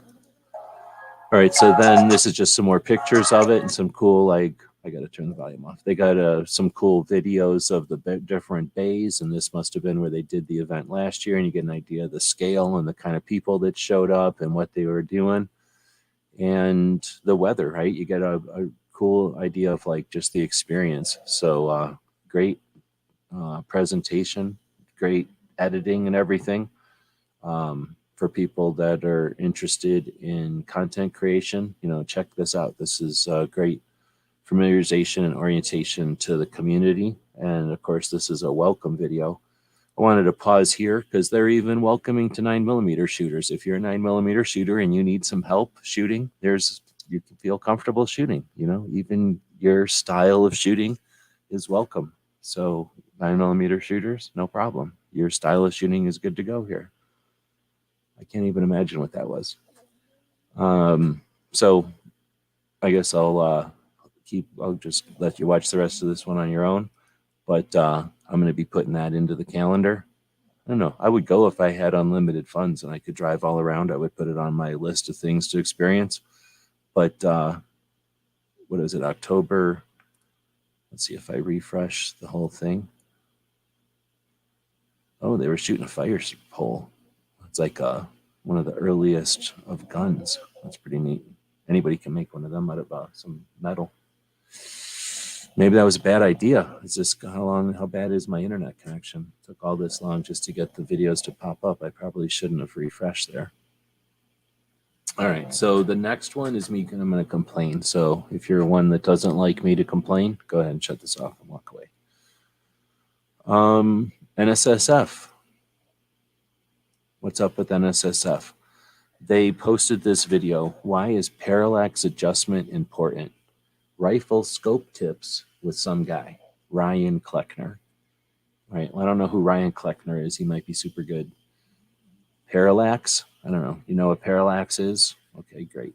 Maybe you do, maybe you don't. My question is, why is NSSF teaching this? Question mark. What does this have anything to do with NSSF? Like, are they paying for this? Like, was this given to them? Like, why are they doing this? They got other things they could be working on. We've got how many states that are dealing with issues? I know that they testified in Washington State, but I don't care about parallax in 2023. So am I allowed to be like, what the fuck, NSSF? Somebody could talk to you, like Clover can talk to you about parallax, right? Like, you don't need NSSF to tell us about parallax. Plus, did they never watch? Do you think they're the first ones to come up with this? Was there a burning desire? Everybody's questioning parallax. How come none of us gets anti-gun laws challenged? Oh, it's because of parallax. Come on, man. So I don't think I'm bitching about nothing here. I think our resources and our attention is better spent on things besides parallax. I wish NSSF would sponsor this show so I could spend a lot more time and attention on things, but I'm not going to hold punches on what I see as not necessary effort by a national level organization who could be showing people how to be a Second Amendment activist. How could we be more like worthwhile fun? How can we get more people to drive 2.5 hours to show up and challenge the Moms Demand groups? Why is parallax adjustment important? It isn't, because it isn't. All right, next up is the Mouse Party. So I'm not against people kicking back, but regular people kicking back, not national level organization that bring in millions of dollars and should be worrying about making SHOT Show better, or again, worrying about how to empower activism or awareness. The regular people kicking back, let's do it. So on Wednesdays, Foss hosts the Wednesday night mouse party. This week they got all weird about different kind of milk. So if you're into weirdness, you might want to check it out. I think there was also I fell asleep about halfway through. I think so. I'm not taking credit for any part of the show, although I think I was there for the whole thing. I was sitting here sleeping for most of it. But thanks, Foss, for hosting it this week on Saturday. He'll have, I don't think he's posted it yet, but he's going to have the overnight, and it'll be about the different organizations and how much they're getting paid and spending. All right, so each week I follow and try to listen to about 4 different radio shows that are 2A focused, not including all the different podcasts and stuff. And if you're ever wondering, like, how do you keep track of all these different schedules and stuff? There's a place called gunchannels.com, right? It used to be an online community, but it's still there. And if you look at the, actually, I think you got to go over to Great Channels and then live stream live firearm conversations. Here's a link, so I'll link everybody to it. But there's a page here, and if you know of any shows that I'm missing, I was thinking I need to put some of the Georgia Shooting Connection shows on here because I heard you guys talking about it on Hillbilly's show earlier today. Thanks for rebroadcasting that show today, by the way, again. But I try to keep a list here that's current of all the different shows that happen on a regular schedule so that people can keep track of the stuff that's keeping the community together. The live shows are essentially, like going to a gun show every week and knowing there's some people you can hang out with. It's like going to the gun shop and knowing that if you go to the gun shop or the range on like Tuesday afternoon, this group of people is going to be there and you can all bring a cup of coffee and they're cool. And they, the gun shop is cool or the range is cool if you all just stand in the corner and BS for an hour. So it's what's keeping the community together. And these are people that are interested in reloading, or maybe they're interested in video games. Maybe they're interested in activism. Maybe they're just interested in shooting the shit, but they have an interest in awareness of what's going on. So, there's lots and lots of these shows out there. And our goal over here on Gun Channels, well, there's some other things that we do on the page, but on this page of the website, our goal would be to let you know when those shows are. So anyway, some of them are radio shows, and Amanda Suffolk and her brother host a live broadcast. So they stream simulcast, I guess, the live broadcast of the show each Sunday. And then they're watching with Paul Lathrop. They watch the comments that are coming in and they interact with them. So it's a very fun show to be part of and to participate in as it's being broadcast on Sunday afternoons.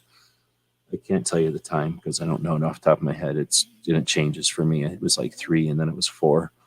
It's on at the same time as Come and Talk It, a radio show out of Austin, Texas, that happens literally at the same time as their show. And they both last for I think Come and Talk It is 90 minutes and their show is 2 hours. So sometimes the commercial breaks will kind of mesh and sometimes they go back and forth so you can listen to both shows or listen to chunks of each show. You can always listen to one after the other, but definitely worth listening to on Sundays live or during the week. Cape Gunworks is another radio show that I listen to. Like I say, they're now sponsoring this show the Daily Gun Show. So thanks for that. They go live on Tuesdays to host the 2A Tuesday segment of the Grace Curley Show. And then on Wednesday, they host their own show, or they record their own show that goes onto the radio as a, what's that called? As a, it's not an affiliate, what's it called?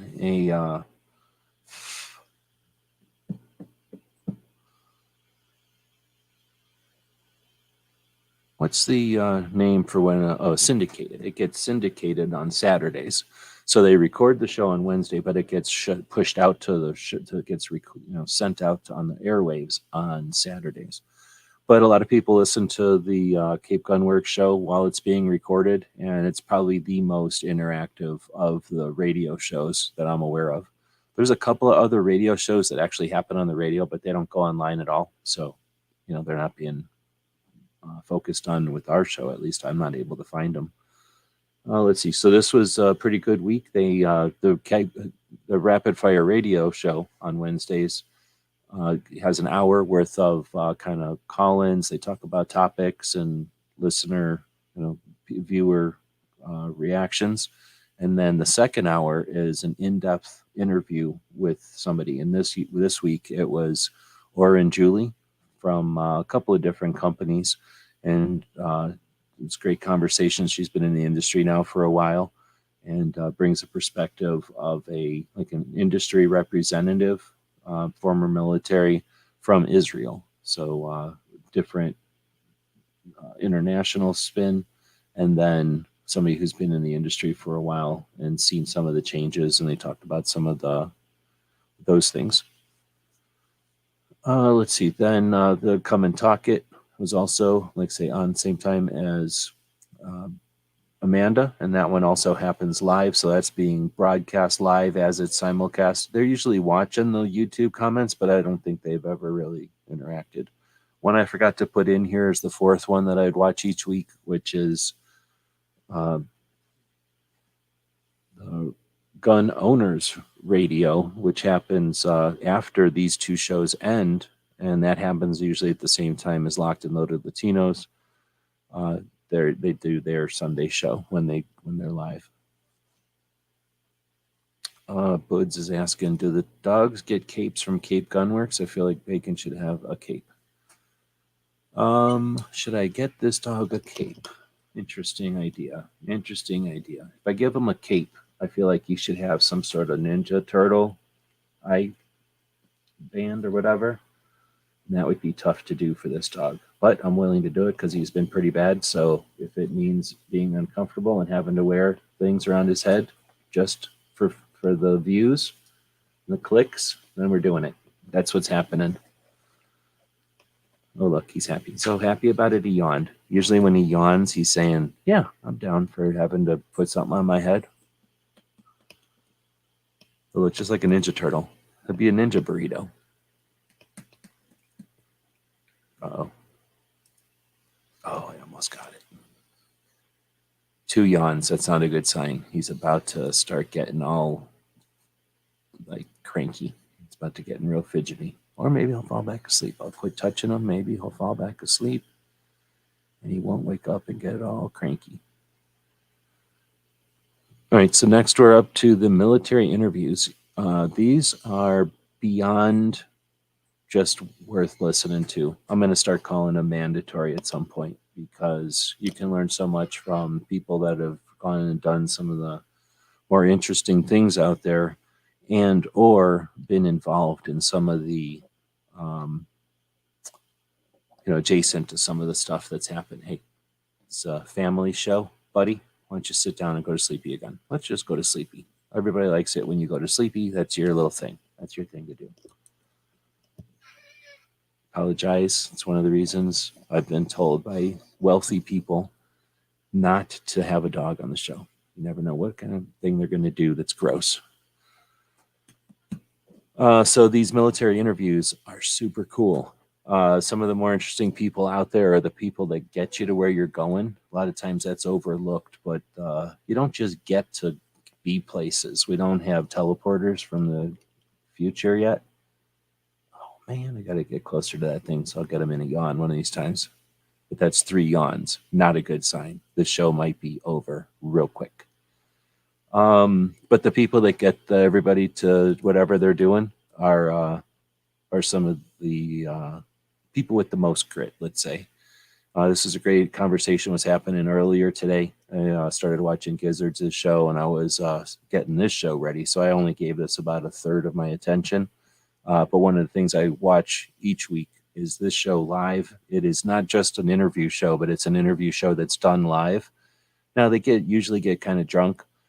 So I'm not into drinking as much as some people, so that part of it is not my favorite part. But the part that's live and it's real is awesome. It's super amazing. You don't realize how awesome it is to be able to see and hear and get some insight from some of the people that they've had on as guests.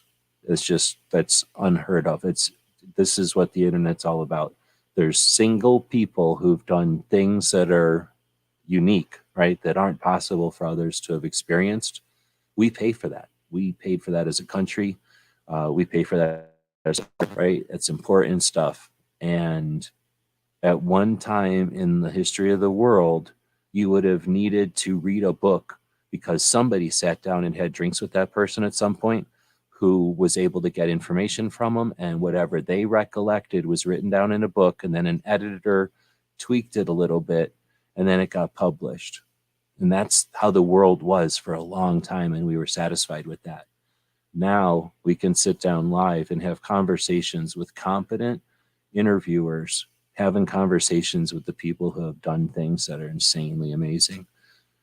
So these shows are unique, and we're living in a time when we've never had this opportunity before. There's been times when you got some interviews with World War II guys. Do you see what's happening over here with this puppy?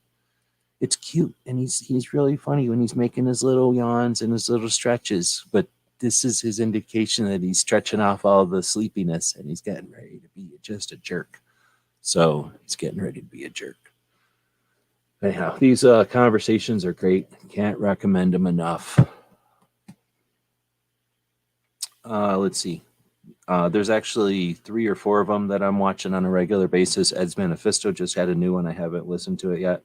His are often in Spanish, so I attempt to listen in Spanish before cheating. But what else? The Team House is the one we're talking about here. This week it was just the beret, but normally a Green Beret and a Ranger are the 2 interviewers, and the people they have on are from the whole spectrum of military. And then the combat story happens on Saturday morning, so you get to listen to that one tomorrow morning, fresh. It's not live, but it's fresh every Saturday morning, so it's a great way to start a weekend if you're not listening to Travis. And then follow that by the Weekly Bullet with Paul Lathrop over there, and then Clover and I and Tony on Ask Gun Questions, then G23, and then Brooke Cheney, and then Hillbilly, and then, of course, the Mouse Party, or I'm sorry, the overnight when he does it. But in the morning, start off with Combat Story. I'm missing one. I'm missing a couple, actually. So there's some others that come out less frequently. Definitely worth your while. Like if you are a taxpayer, you're missing out by not listening to the results, the consequences of all that tax money. I thought he was going to do something. All he did is roll over on the keyboard. He's trying hard to hit the space bar or this control key, because he knows by jamming his ear into that control key, he often gets tensions. So we'll go back to here. Again, I apologize for bringing the dog onto the screen so many times when I've been advised not to. Sonny is a Spetsnaz dude. So this guy is the highest level of Russian getting taught to wail on us during the Cold War. And now he's over here teaching us his old Spetsnaz stuff. If you've never watched the Spetsnaz train, it's interesting. They're definitely different than us.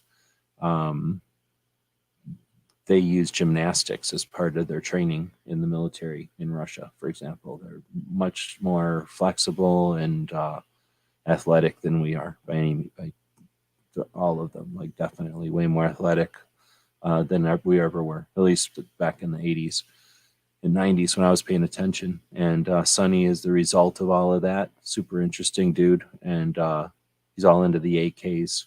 Met him years and years ago.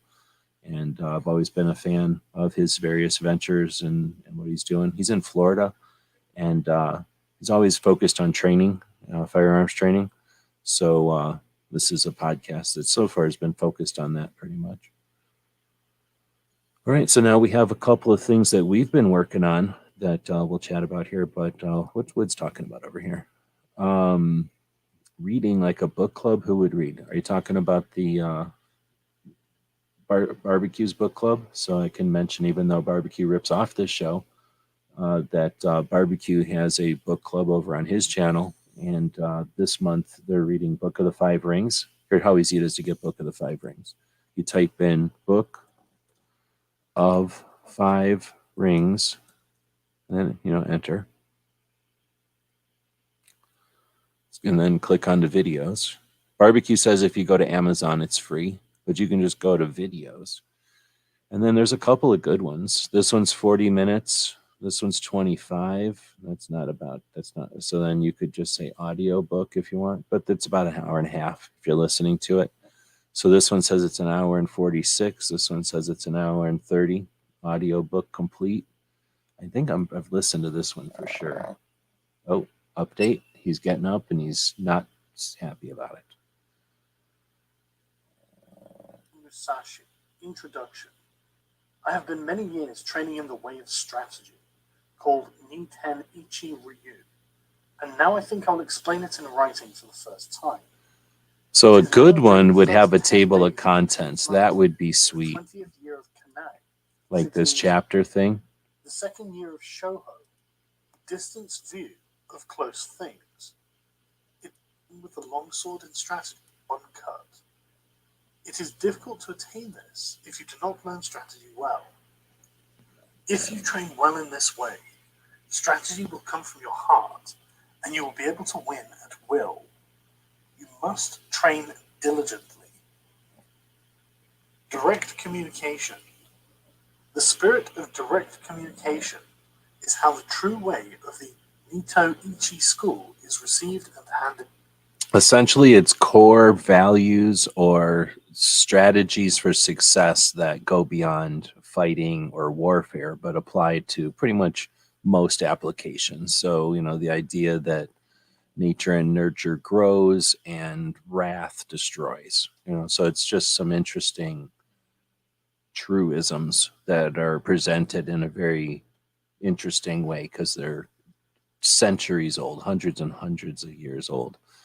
There's better readers, so if you don't like the reader, dig around. It's a free book. It's open source or whatever it's called when nobody can own the copyright anymore. So it's something that people often use as the audio or the verb. What am I trying to say? The text for trying out different reader software, and then they'll post a version of the book. I'm trying to rub his belly so that he goes back to sleep. We'll see if it works. Otherwise, he's definitely on his way to get up, and he's got this look on his face like he's about to be cranky. I don't know. You can decide if you think that's true or not. He's kind of pissed because before he wanted to sniff Mello's foot because of the whole bleeding thing, and I wasn't letting him. And then he fell asleep. And the question is, does he remember that he didn't get his way earlier and he's okay with it now? Or is that just piled up and he's about to remember that he wants to go sniff her foot really bad? All right, if we can sneak in the rest of this show before he figures out what he's going to do, that'd be good. Let's see. Woods is saying he read the Book of the Wind today. Made me think about all the different trainings in the gun community. Interesting. When is the book club? It's the last Thursday night of the month. And then Barbecue said right here that. Then perfect time to read this one. Public domain. Thank you. That's what it's called.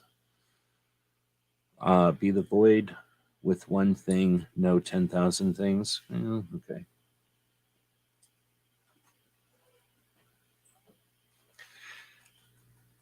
Okay, so next we'll get into some of our projects this week. We added the Pennsylvania Rally to the list of rallies. So we do try to keep a list if you know of one that's been added or that we're just missing. And please let us know. The idea is to keep it current so that people can plan for and potentially attend some of the get-togethers. Let's jump over there real quick. I don't know why it didn't. Well, I know why, because I didn't go down and turn this into a link. But I posted some stuff over here. Second Amendment rallies are important because they promote awareness of the beliefs of guns in society and to help normalize firearms in American culture. Gun ownership is not just about exercising a constitutional right. It's also a tradition and a craft that has been passed down through generations in many American communities. Second Amendment rallies highlight the positive aspects of gun ownership. Rallies can help to promote greater understanding and acceptance of this aspect of our culture. So there's lots of people that'll dismiss a rally because not enough people show up. They'll dismiss a rally because there aren't immediate positive consequences legally from it. They'll dismiss a rally for so many reasons, mostly because they didn't go to the rally or they have no intention of going to the rally. And it's easier to shit on something than to acknowledge that it has some potential or some, facets of success. Second Amendment rallies provide a platform for outreach to non-gun owners, helping to bridge the gap between gun owners and non-gun owners and fostering greater dialogue and understanding between the two groups. Second Amendment rallies can unite various gun groups for a common cause, promoting greater effectiveness in advocating for the right to bear arms. And I can tell you from attending for many, many years now, probably 10 years, I guess, I probably missed one or two, of the Arizona rally, that it brings together different gun groups. He's just not happy. These are all indications at this point that he is about to start getting super cranky, and the show's going to end pretty quick because he's in a mood today. He just ruined the whole bed. I'm telling you, he's not. Everybody thinks, oh, he's just a sleepy little dog who's good. He's a super bad dog, and he's mean to me all the time. And I'm going to have to end the show here because he's getting to be like that. Let's see. So they bring together the community where normally they wouldn't get together, because guess what? We choose where we're going to hang out online, right? You choose to be here. That means you chose not to be somewhere else. Maybe there's some sarcastic show, or maybe there's some super cool show, or maybe there's some show that's giving something away, or maybe there's some show that saves you money. I don't know, but you know what I mean? You chose this show. By definition, we're not going to all hang out together, and I hope we don't. That would be weird. We'd be cyborgs or Borg or worse, right? We'd be insects or robots if we were all hanging out together. So let's value the differences that we have and realize that when we work together, we act as a thing with a tent with a bunch of stakes in the ground. If all those stakes were in one place, they'd be worthless. So as a tent with diverse stakes that are keeping us, strong in the wind and against abuses, let's realize that these rallies offer a place where we can get together, have some fried bread or whatever, have a sweet treat, and show up and show off, have fun, interact, meet, exchange, learn, and be ambassadors, be welcoming to those who show up as curiosities or to intervene or to cause trouble, to show off in front of cops who might have weird ideas. There's usually a shit ton of cops around because they think we're going to freak out, and we never have ever freaked out, ever. Look, he's upset about this, but we're talking about rallies, for crying out loud. If you want to have a fight about rallies, buddy, see all that tongue action? This is not a good sign. Not a good sign. None of these are good signs, by the way. None of this is a good sign. Why don't you just go to sleepy again? Let's just go to sleepy again. What do you say about taking a nap? Oh man, he's not going to take a nap. And then, that whole idea that we're doing this rally in front of a bunch of people. Again, a lot of people dismiss it. Oh, we don't have immediate positive effect. Well, we have effect. What, you got fleas over here? What are you itching over here for? What's up with that, buddy? Huh? Go back to sleeping. Oh, he's just itching out of spite. I don't think I've ever seen him itch his arm like that before. It's got the fleas. Now he's sniffing his foot. That's definitely, it's got the fleas. Let's see. Gun rights rally at the Missouri Capitol. I don't have that one. I thought I had that one. Yeah, okay, I do. I don't have the right image, I'm sure, because I think they had a 2-year-old image up there.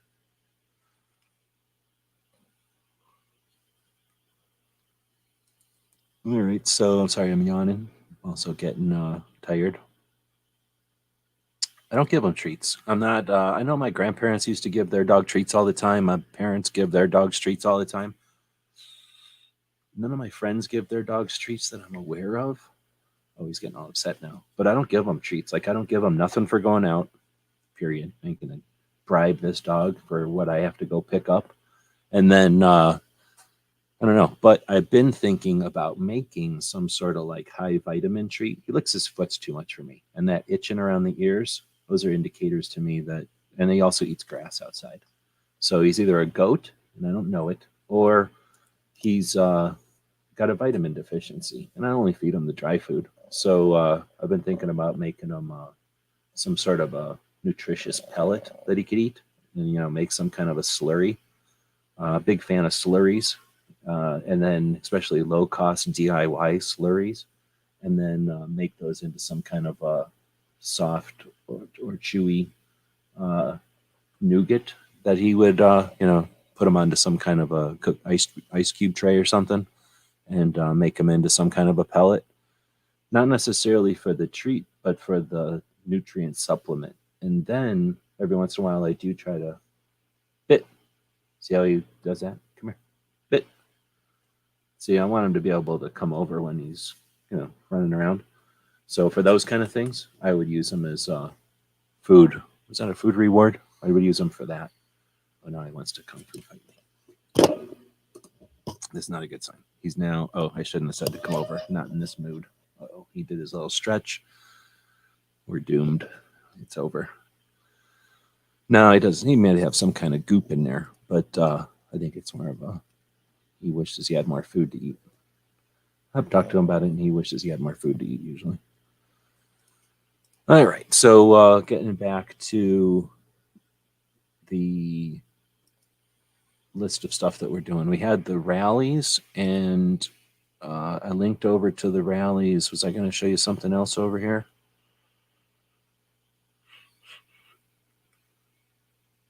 Oh, I did. Okay, so we got the rallies out of there. Like I said, there's a lot of reasons for rallies. A lot of people dismiss them.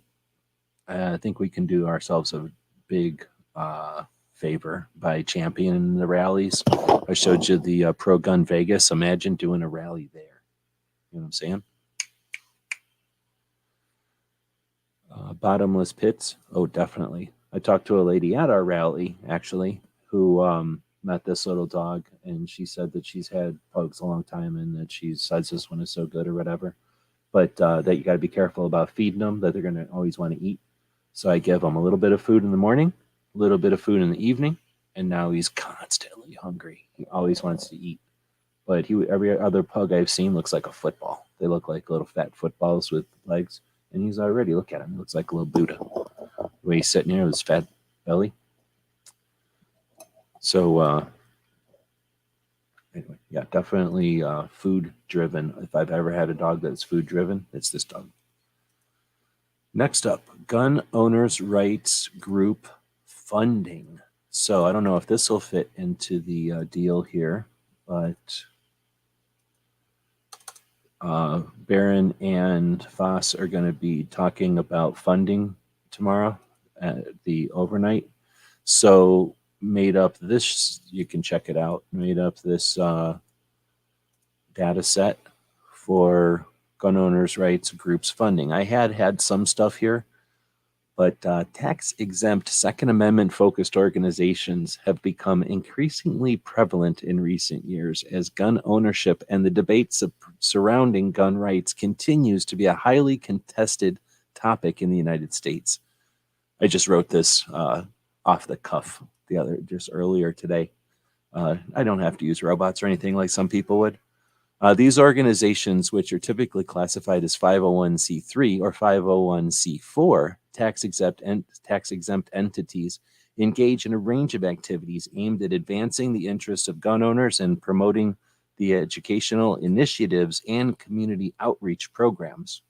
So essentially trying to describe what the nonprofits in the firearms community are actually for. We're going to be demonized as pawns or drones, entities of the industry, just mindlessly doing what the industry wants, trying to create more violence and everything.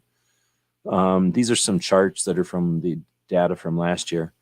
While these organizations enjoy a certain tax benefits, they are subject to regulations and reporting requirements set forth by the IRS. As such, it is important for individuals and organizations involved in these activities to understand the legal and financial implications of tax-exempt status, right? And then we went through a website called propublica.org and searched for gun, shooting, rifle, pistol, for example, and found literally thousands of organizations with those characteristics. Most of them are gun ranges or shooting ranges and nonprofit status.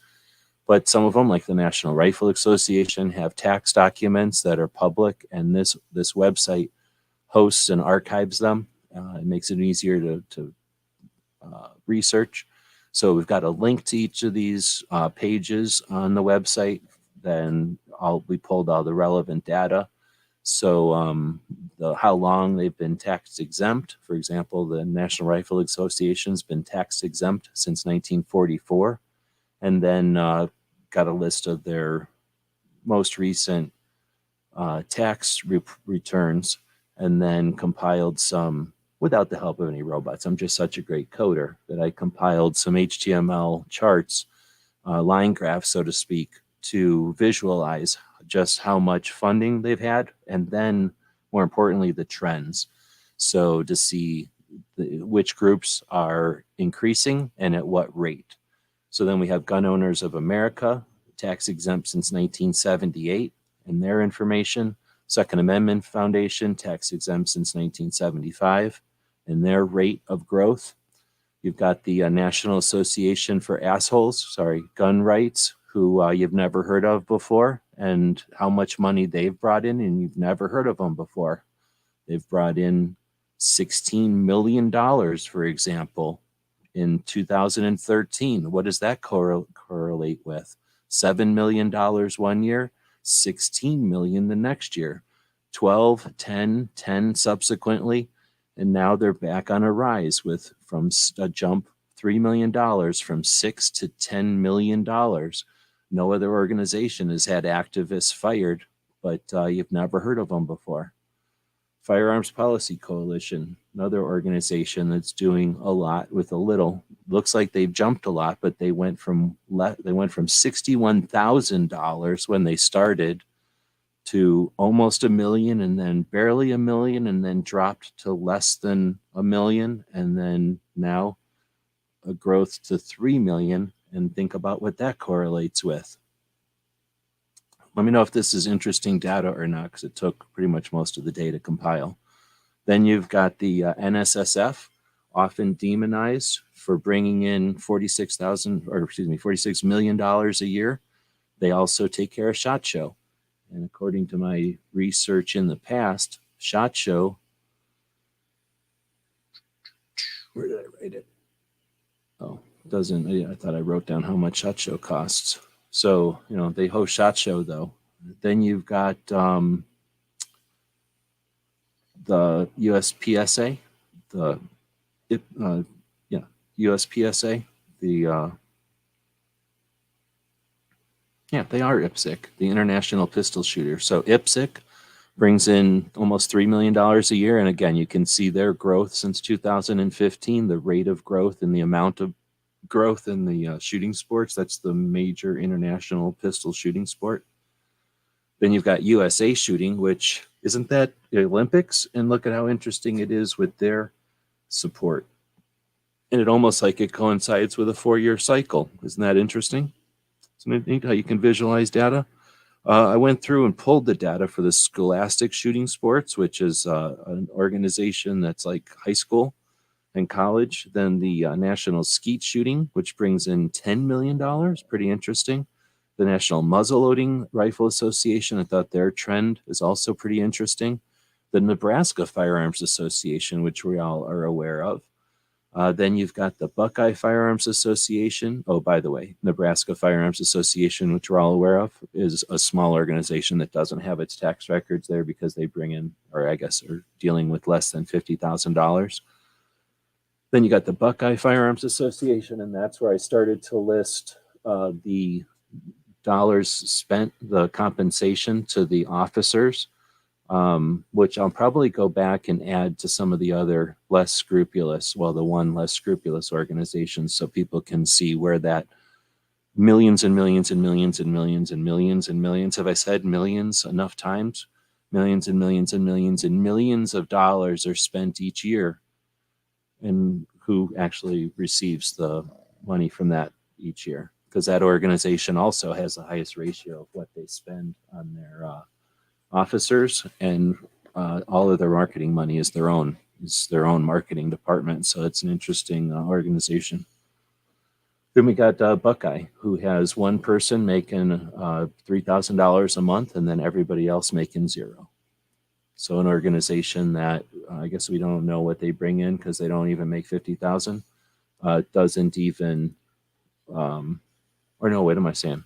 I think they may bring in $500,000. They bring in between $250,000 and $400,000 a year, and they pay a guy $3,000 a month, and that's it. So there's a big difference in some of these organizations' overhead and infrastructure and others. Some of the others that are, again, listed here, but I haven't had time to make up bar graph for them, are the Southern Arizona NRA field office, which is Dan Dewey. I couldn't think of his name earlier, but Dan is a hell of a dude, one of the coolest dudes I've known in my experience. One of the reasons I was inspired to share the firearms community in the first place is because of heroes like Dan, who are just super enthusiastic and share and are just such an awesome dude. I hope he's still out there kicking. Him and his wife Lois, who was also the secretary for the Arizona Arms, which was a great gun show promoter here in Arizona. Two of the most wholesome, awesome people I've ever met. Dan got choked up just thinking of all the years of knowing him.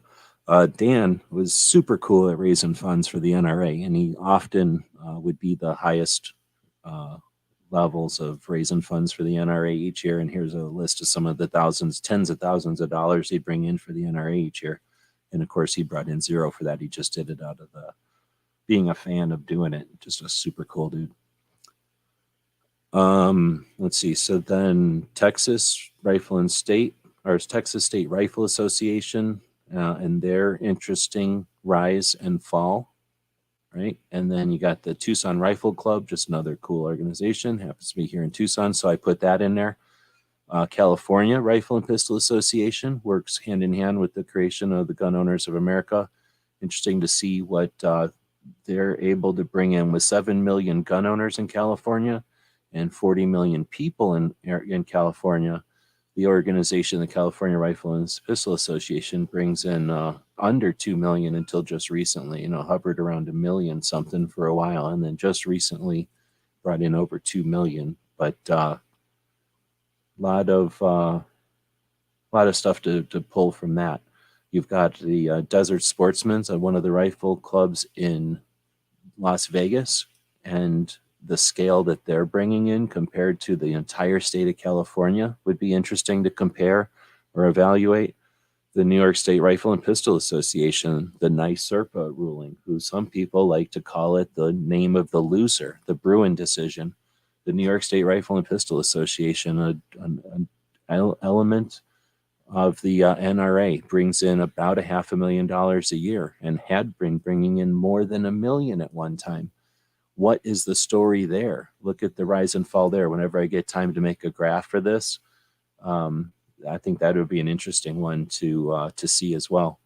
Then you've got the couple of New Jersey ones.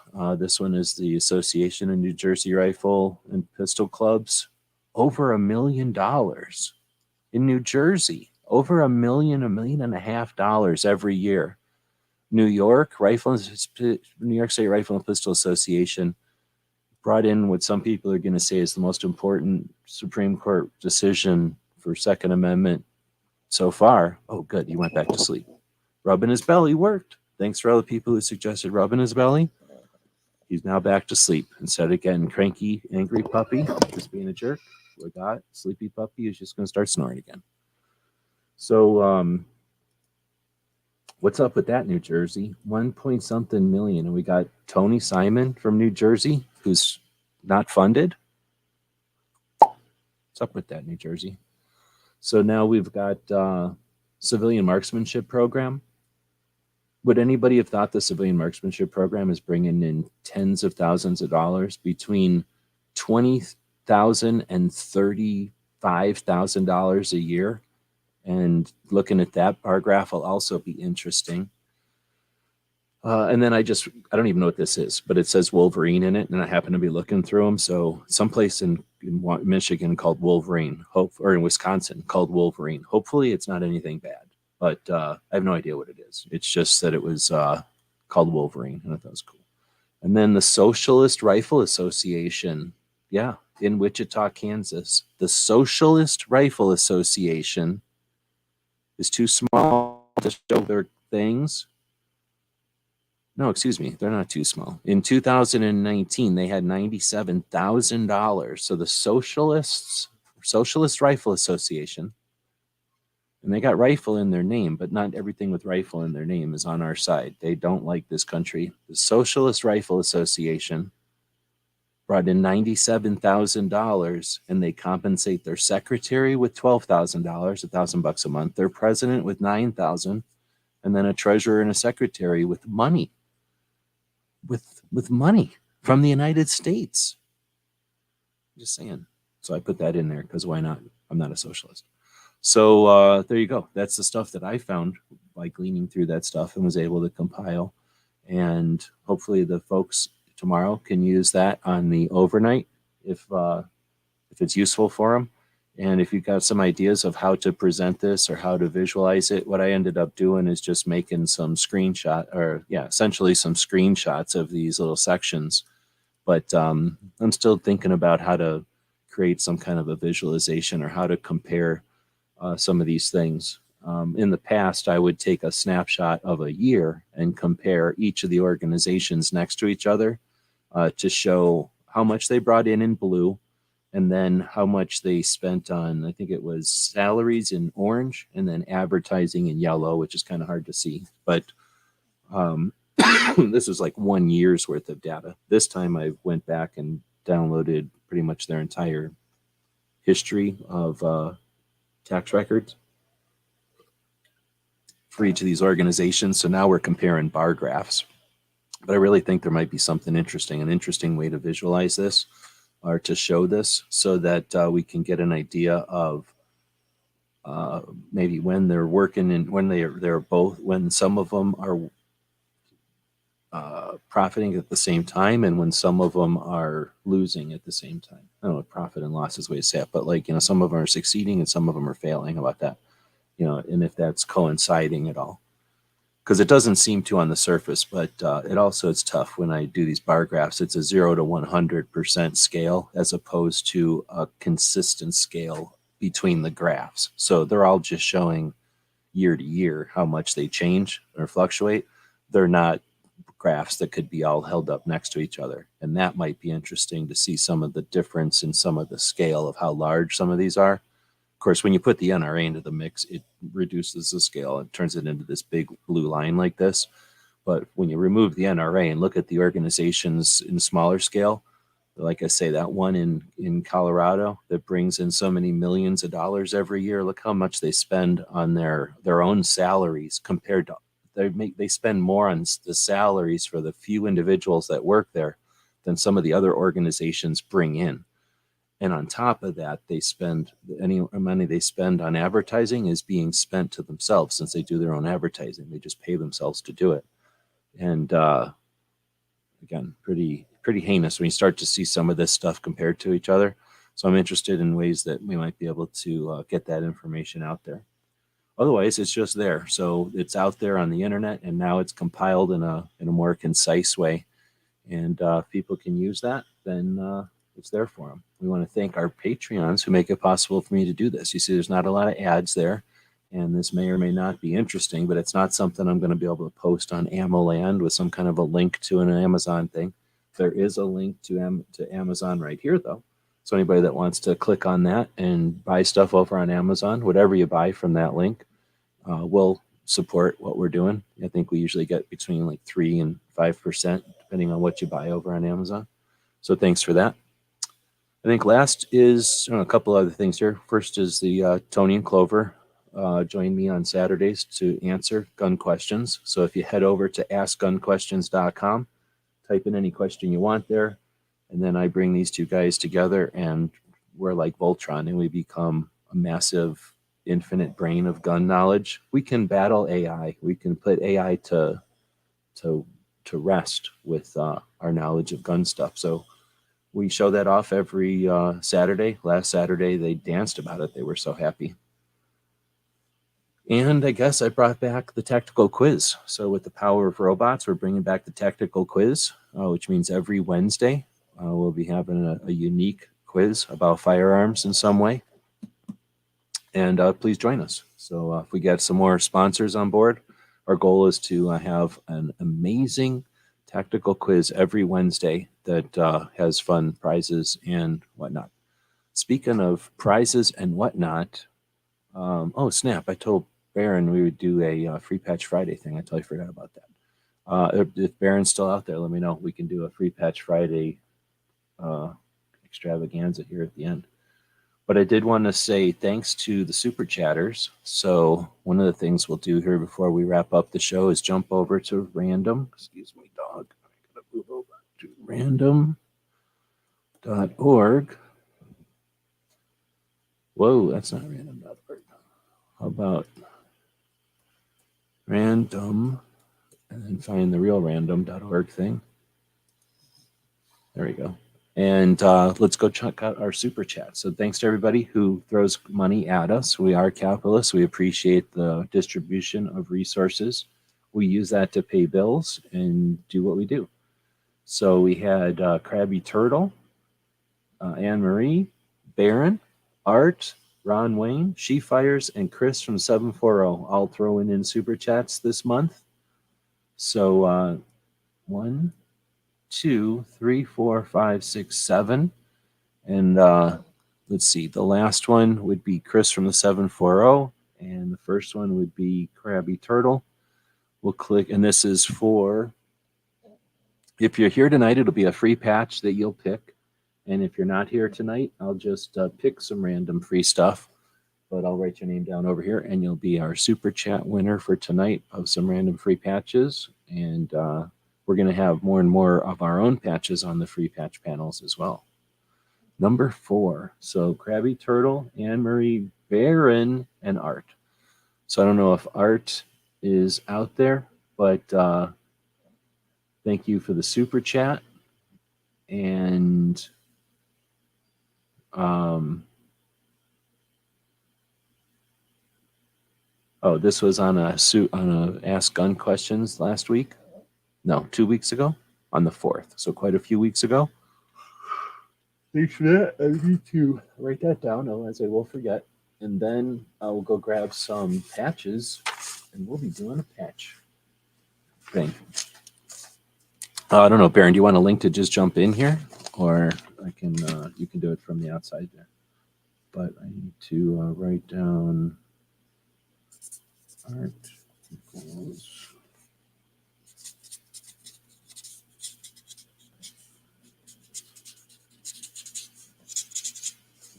And this is 324, right?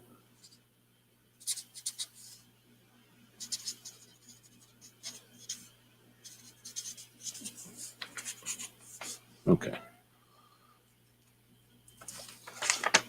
I can give you a link over on the Gilded or on the Instant Grams if that's what you're able to do. Otherwise, I'm going to go grab some.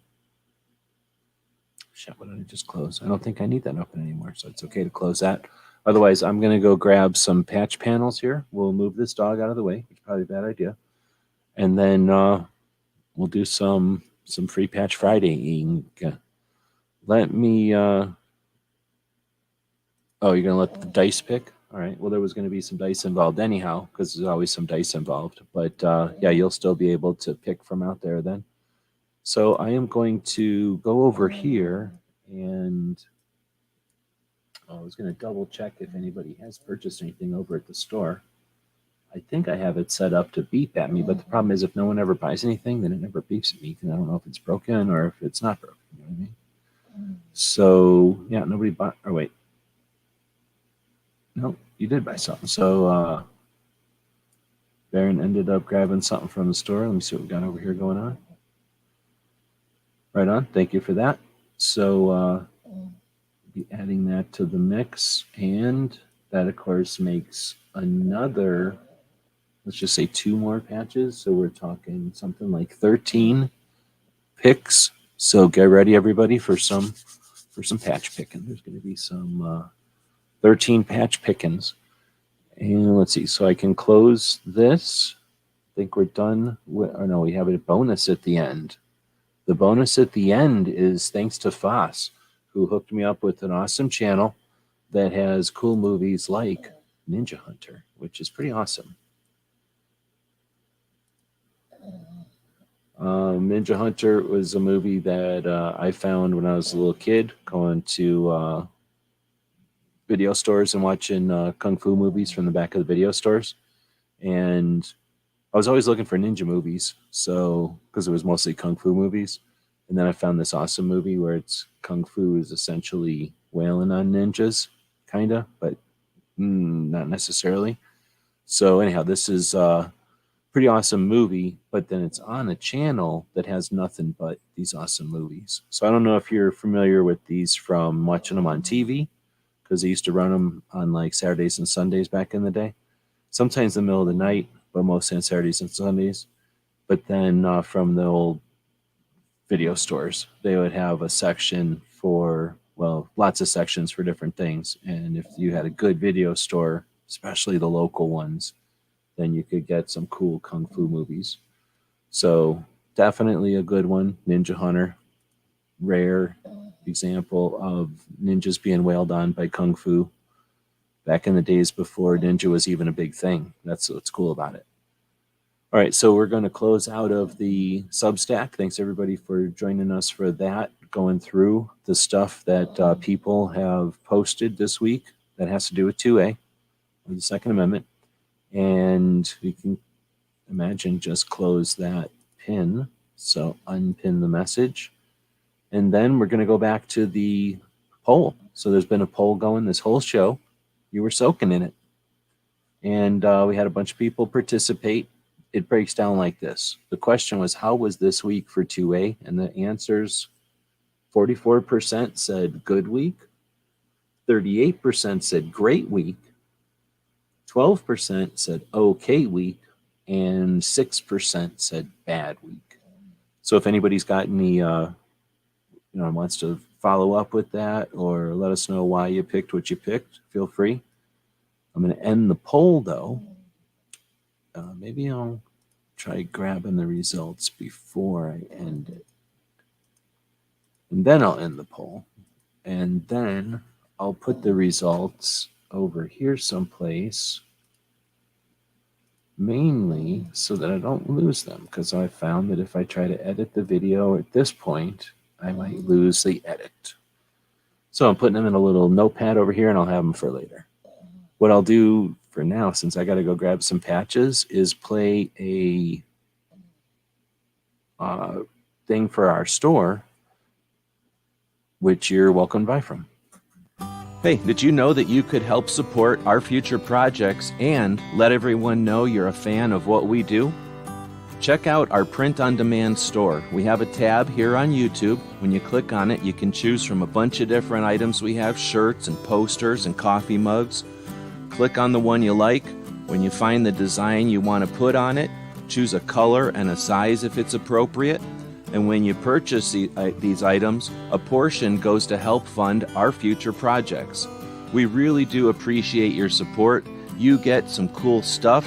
When you get that stuff, post pictures here and on other platforms, and we'll hook you up next time you order from our Gear website store. Thank you for your support of gunwebsites.com.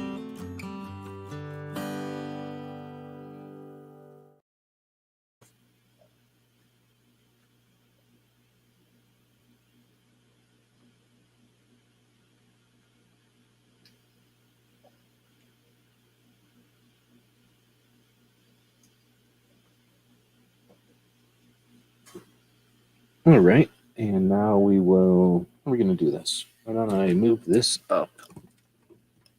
That shouldn't have hurt anything. Nobody should. Hopefully that's not killing anybody on earphones. Trying to adjust my mic way up into the air. I don't know if that's working. We'll move the camera from there to like that. Try and do this without messing with the puppy. Let's see if we can do that. And then we'll drop all these patches down subtly right under the puppy's head. Maybe he will get a little bit smashed. He got a little bit smashed. He's managed to deal with it. Oh, I guess we could flip this around. I think all I can do is this. And then just watch the comments over here.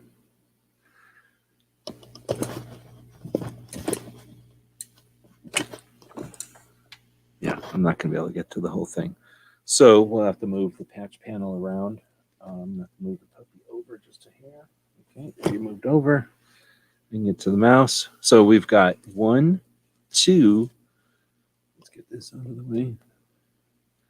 3, 4, 5, 6, 7, 8. 9 patch panels. I guess I should go get one more. And if we get a 10, if we roll a 10, I'll go get another patch panel. But we've got approximately 10 patch panels here, give or take. And we've got some dice. Now you might think to yourself, well, if those dice aren't in an approved rolling container, then how are we going to trust the validity of this? Well, they're in an approved rolling container by Gizzard Gary, so we know that they're legit. We're going to start off with a 10-sided dice, which is probably the best way to go. So let's see. Byrne has this sack of business. And earlier, he got 5 free from something that I wrote 5 free on here for. Then, the other day during the tactical quiz, he got 6 more from the tactical quiz. So that's 11. And he just purchased stuff over at the store, which brings him 2 more. We're talking 13 if you do the math. 13 free patches are coming out of here. So here's how we're going to roll it. Looks like Worthwhile Fun is taken off, even though we're about to do free stuff. That's cool. Take it easy. Thanks for joining us in the middle of the night, and thanks again for all you're doing out there. IRL, as the kids say, in the real life. But over here in the internet life, we're going to roll for free patches. What's something cool I can roll against? I'm going to roll against this puppy head. Nobody can fake a puppy head. So we got a Gizzard Gary approved rolling container. We have a nerd approved Dungeons and Dragons dice. We got a fluffy puppy head that's leaning up against the patch panels. So 1 through 10. Come on, man. Seriously? Never had such a sloppy puppy head. This is the kind of co-host that I'm dealing with. What if we use, I'll use this little thing. So we've got this 3D printed Gear Websites logo. I'll try rolling on that. Nope. Yeah, okay. So 1, that's pretty easy. I don't know if that's going to show up because I'm using a clear die. Maybe I should go get an opaque die. Anyway, first one is a 1. So now we go 1, 2, 3, 4, 5, 6. So we'll flip it over to a 6-sided die.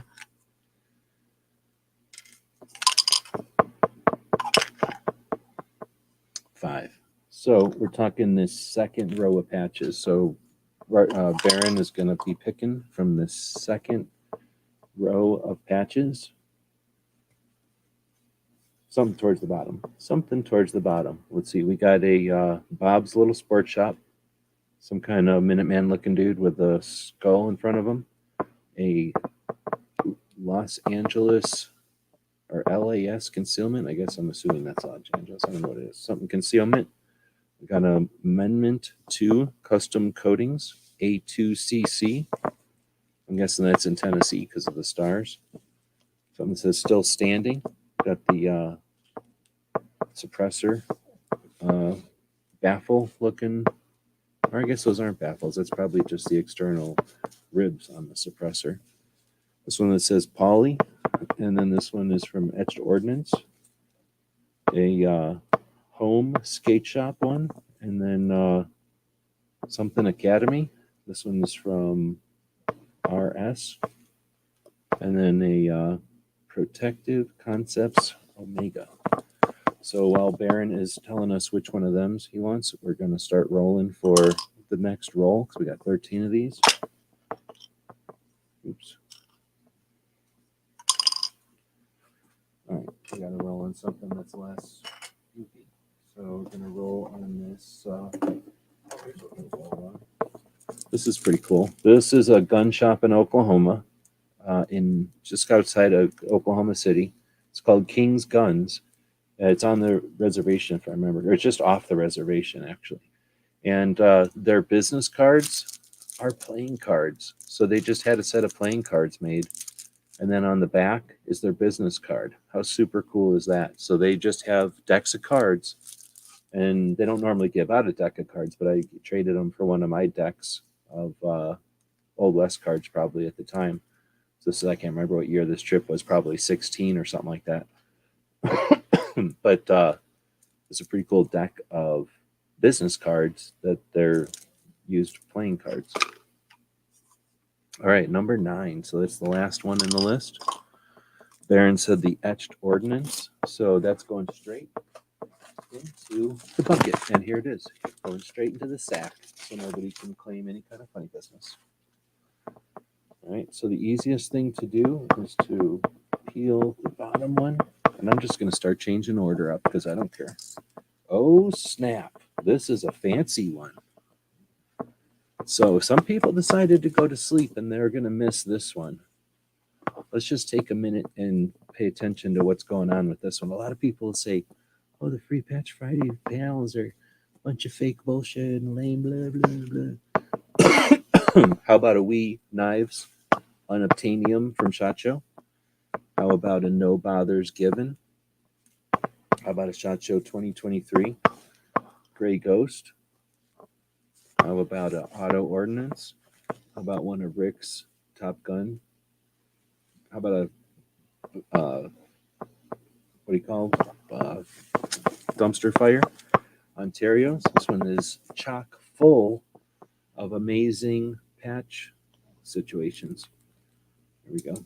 So Byrne is going to be rolling a 6-sided die to choose 1, 2, 3, 4, 5, or 6, and then picking off of number 1, which is my skull die. So you got the skull, the death roll. So something off the top row there. You got a raccoon from Savoir with a rifle. I don't know if you're allowed to have this one. A rifle and a raccoon. This one is from FPC. Says technology changes, rights don't. I horked that one from the FPC where everybody was getting drunk. They get together. This one says shooty things. If I remember, I'll try to remember where that one comes from. Oh, it comes from Samson. So now I remember. You got that Wee Knives Unobtainium Scavenger Hunt SHOT Show 2023. You got a Freedom Hunters. You got a Gun Nuts. And then the Bug from the software company. The Otter from last year, except this year he's swatting bugs. So Byrne will be telling us which ones he wants off of this. This will become panel number 1. And now we'll be rolling that 10-sided dice again.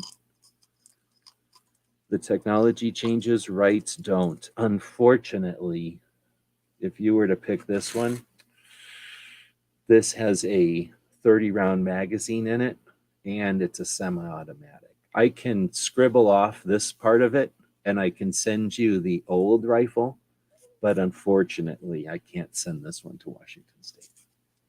But if nobody says nothing, I'll jam it in the sack. Boom. Look at what other ones were on here. That one with the octopuses. And then the Rick's one, I think I already went through. All right, so we'll put this up with the Joker. Oh, he just missed it. Number 2, dose. There it is. Number 2. So he just missed being this fancy panel. So now the fancy panel will become number 2. And this top one has a lot of interesting ones. Drunken tabletop gaming. The Fluster Cluck patch. Gizzard always has stickers. This is the patch. AZCDL, Fort Knox. What the hell do I have some of these on here for? I should probably peel some of these off. This one we paid good money for from M13. Got one of Pink's patches. We've got Poly one again. Oh, this is that same panel from last time. So, or very similar. Let's roll. 1 through 6. 6. So bottom row again. Bottom row. Deja vu all over again. The protective concepts. Home. Poly one. Still standing. That Ace thing. Or Bob's Little Sport Shop. So last time you had sort of some hover room. This time, row 6. All right, you'll be guessing that one. That was number 2, right? Or 3. So now we'll be doing roll number 4. I should probably be keeping track, otherwise I'll lose track of 13 that we're rolling here tonight. How many other people are watching? Bob's Sport Shop. Even though you wrote Bob's Sport Shop and it's Bob's Little Sport Shop, I'm still going to put this one in there. In the sack. Sacked it up. All right, going back to the 10s. 7. 7. 7 Wonders was out there. We'd think something was up. 1, 2, 3, 4, 5, 6, 7. So we'll get this number 7. Oh my. Oh my. Look what we got on this one. Panda with an AK. Also another AK. And this one. And a T-Sauce. And that thing. And a Glock one. And an SDI. And a JR-15. Comancho. A tabletop gaming. This carbon research. Carbon fiber suppressors. Another SHOT Show. Wait, no, it's not. It's just a bitch. I don't know what that's supposed to be. Oh, I get it now. You got a Bushnell or Brownells, one of the two. You've got a Texas, whatever, from Staccato. Tactical considerations, rugged, that awesome Benchmade one. Lots of nice ones here.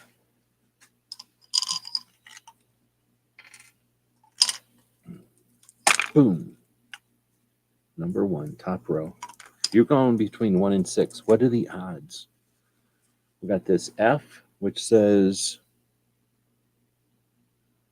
Floyd's Custom Shop. Oh, Floyd's Custom Shop. Arctis, Rifle Supply, T-Sauce.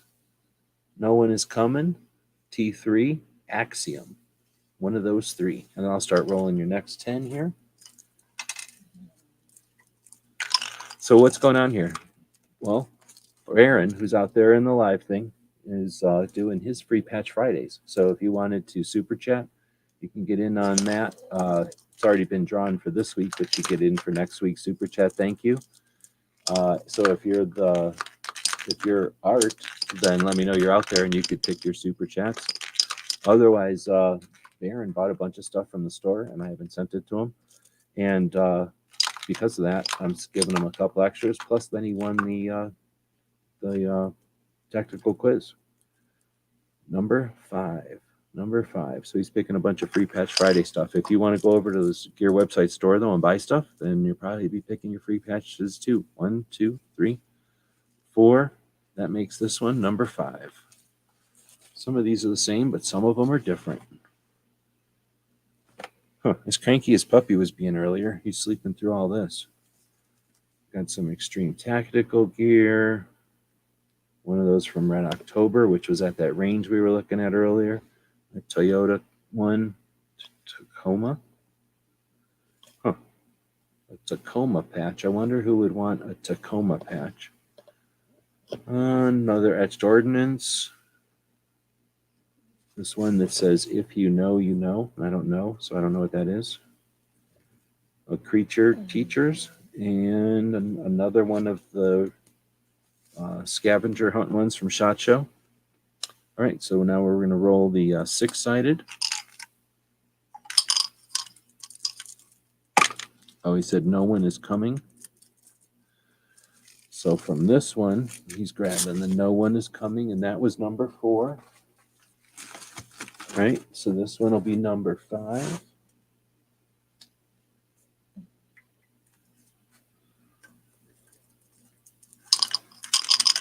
Roll this thing up, bam. Number 2. So we got this Elf, the Thorn, the original SWAT, Red October, Civil Matter, Etched, or A2CC.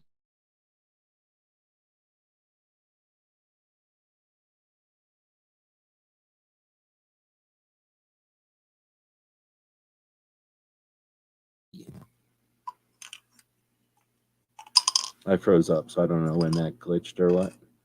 So we're waiting for that response. I don't know if you saw all those. Let me know. Otherwise, I'm rolling the next 10. It'd be number 3. 1, 2, 3. The one with the helicopter on it. The Red October one coming off the board, going into right up in Byrne's sack. All right, the next one is number 6.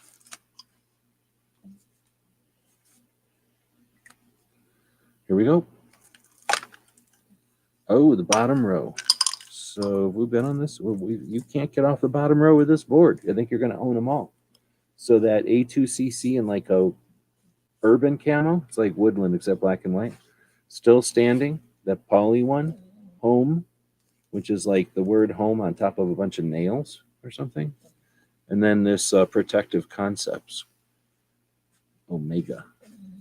Protective concepts, a big orange patch with a skull and an Omega thing on there. So I'm going to start rolling your next 10 for patch pick number 7. Still standing is going in the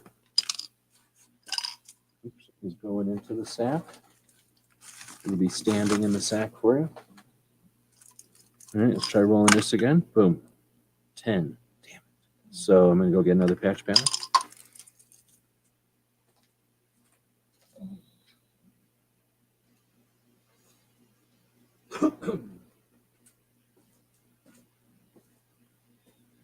Oh, snap. Is this a real one? Holy moly. You've got a SHOT Show 2022. You got one of my AKs. You've got a little weird confetti sperm like prototype from Alan Anchor. You got this giant shield, a Green Brave Foundation skull, a Goa from that I got from the 2A rally, a PKM, which I shouldn't even have on here, and a UN that I got in Wisconsin. There's a ton of cool ones on here. This one's going to be hard, so I'll try to do this, but it's going to be tough to count. I probably should rethink this whole concept of giving away free patches. What am I thinking? 6. So bottom row. Seems like you're only rolling 1 and 6 out of there. So we got this take aim targets. It's a little dirty because it's been on the bottom of my patch panel forever. UN. I was at my friend's wedding patch, and then this PKM. Interesting. We'll see what he grabs from there, and then we'll go back. That'll be. Was this 6 or was this 7? This next one will be 7, I believe, or 8. I'm not sure. PKM is what I would have taken also. Boom. Some people are thinking, there's no way he's giving Byrne all these patches. Boom, right in Byrne's sack. Is it his birthday? No. He won the super chat, or he won the tactical quiz and bought a bunch of stuff at the store. We take free patches seriously here. We're not screwing around. 1. Boom. Same patch panel. That just happened. That is just happening. Is that number 8? Okay, so this one is number 8. Then, boom, third one's down. So Extreme Tactical Gear, PPU. Somebody sent me those. Somebody can tell me who sent me those because I forgot. Palmetto State, AK, Military Arms Channel 1, LAS, or Lizard Lift and Weights. What a selection. What a selection. People would pay top dollar to have that selection of free patches. So while he's picking that, we'll flip over to the 10. He's grabbing the AKM. Bam, $25 free patch. That just happened. A $25 free patch, the largest in this country production PVC patch ever happened, right in the sack. Look at all the stuff in that sack. That was number 8. This is number 9. 1, same patch panel. That just happened. Number 1. Is there anybody else even watching? Is it just Byrne raking in patches by himself, or is there other people witnessing what's happening? I know StreamYard's broken. So this one is number 9. Boom. 5. Close to the bottom. So we got a Don't California My Texas. We got a Rifle Supply and Strike Industries. And I guess a Military Arms Channel and an LAS. Lizard. Roy is out there still. Right on. Hillbilly's still out there. G23 still out there. All these people are watching Byrne just harvest patches. Military Arms Channel. This one was not one of the ones I picked up when I visited, but somebody, I forgot who it was, they bought something off the store and they gave them like a handful, and that person sent me the handful that was given to them. So I was like, well, yeah, I'll give those to people. So I do appreciate it when people give me patches to give away. But I have been to Mac's store a couple of times, and he gave me a tour one time. It was pretty neat. Drew's out there also, so thanks everybody for saying hey. That was number 9 or 10. So in this one, we're going to either call this 10 or 11. 2. Getting down to number 2. If anybody's purchasing stuff at the store, let me know, and we'll roll your free patches also. It's weird that you've been on a couple of patch panels this whole time. Like, it hasn't even switched more than this. And now we flip to the 6-sided.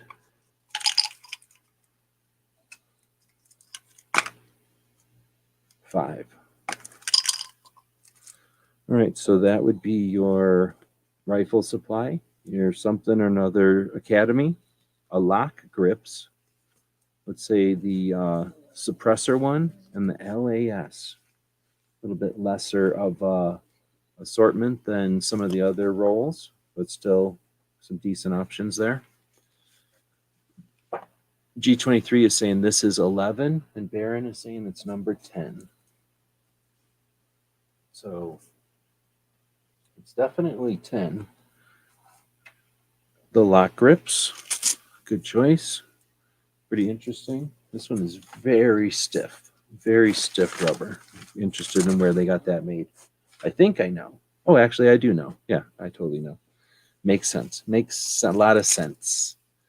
All right, taking this 10-sided dice that is not weighted. It's completely clear. It's one of the reasons we make them in clear, so you can tell there's not any kind of a little lead shot or anything in there that's forking it up. So this is roll number 11. This is roll number 11. Is that correct? I believe so. So, bam. Number 3. We're finally, I think that's going back to that big fancy one. Let's find out. 1, 2, 3. This is the one with the Tacoma on it. So this is roll number 11. This one, and then 12, and then 13. So there's still 3 more. Put this in here. That means you've got time to go grab something over at the store. If you want to grab something tonight, we appreciate it. It's how we pay the bills. 1. Again, this isn't weighted. I swear this thing can roll something besides a 1 and a 6. Extreme Tactical Gear. I was at my friend's wedding. The Drunken Tabletop Gaming. Sports South. SHOT Show 2020. Whatever that is. Some kind of spades with a cylinder in it. And then another, no one is coming. It's just us. All right, so we'll wait for Byrne to answer on that one. We'll switch out to a 10-sided dice again. Get ready for the next panel roll, and this will be for number 12. Bam. 0. So that's the bottom one on the list. The spade thing, okay. I wish I knew what this is. I don't know. So if anybody knows, let me know. Right up in his sack.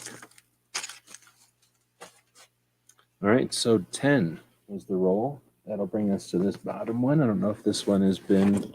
No, this one is new. This one is new. It has such things as the giant pew pew from Canic. It has a... Where was it? A bug assault. No one has these because I made them. It has No Other Choice. It has this green, or whatever, this like hand holding a axe looking thing. It's got the POF oil change one. It's got this bandicoot thing that's in orange.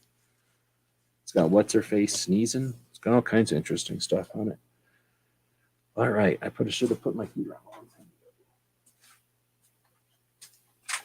ago. Hold on, try to take a break. Put my heater on.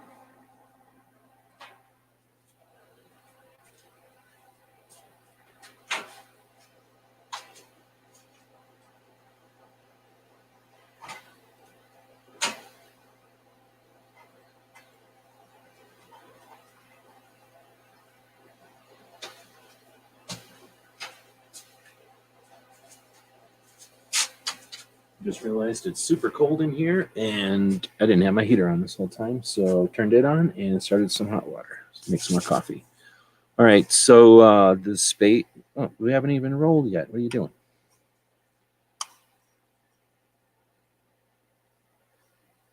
Oh no, wait. You said the spade thing on that last one. Okay. All right, so this one is number 12, correct? Second to the last. Second to the last. Boom. First row. All right. So another spade thing, this time with a skull and a hatchet.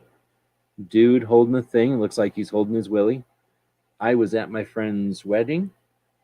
The Princeton Tech, POF, Highwez, or Omega Concepts. Which one? We can jam it over here into the puppy head. Any of these across the top.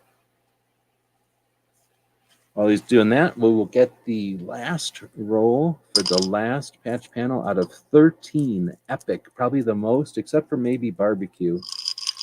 The POF one. All right. Grab that off of there. We'll put that into the package. This is getting heavy. It's a lot of rubber. Last roll. Bam. A number 5. I believe that'll be a different patch panel than we've had so far. I think. Let's find out. 1, 2, 3, 4, 5. Wait. 1. Let's do it this way. 1, 2, 3, 4, 5, right? I think you have had this one already. This one had the panda and stuff. Okay, that's the microphone. So we'll move that up there and that over to there. And pull this back like this. And if I can get that microphone on this side of this, is that better? Hopefully it can still hear me. And hopefully that wasn't too bad on the microphone. All right, and next.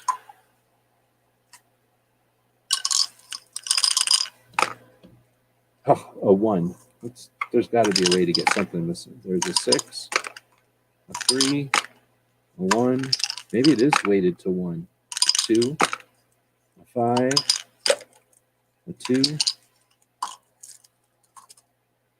I don't know. Maybe I'll start using a different dice. So you've got that F for Floyd's Design Customs or something. Arctis, Rifle Supply, TSAS. T3 or Axiom. Not necessarily your best choices today, or even the best choice from this panel, but we have some randomness in there. Otherwise, people would just handpick all the best stuff right off the bat.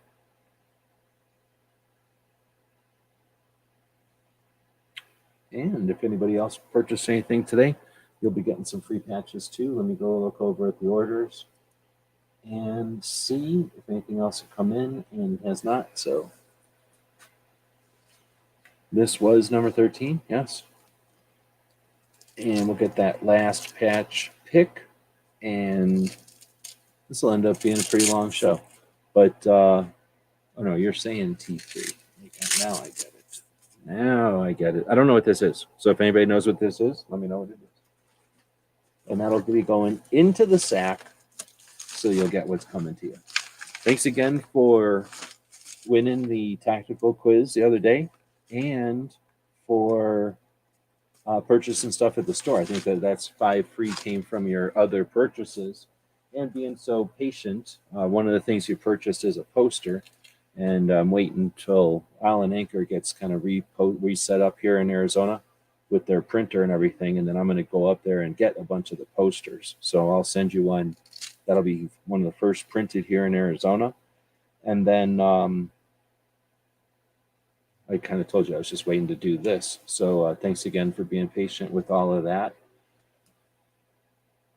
The kids are out doing their racing right now. It's the middle of the night, or must be getting late because the kids are out doing their racing. We'll point this back over at the puppy. I will take a second to push everything back over so that it's not falling off the table here. So I'll be back. You're ready to get the commercial.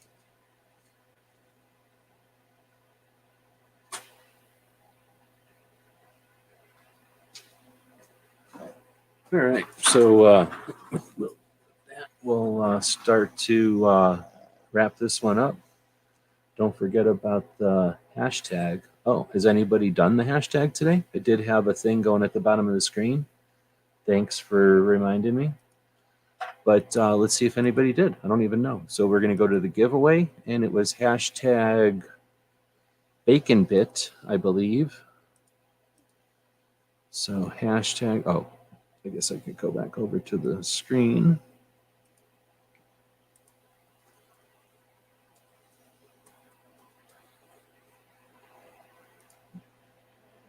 We have 2, and that's all we've got. So we're going to run it once, and it'll be fake.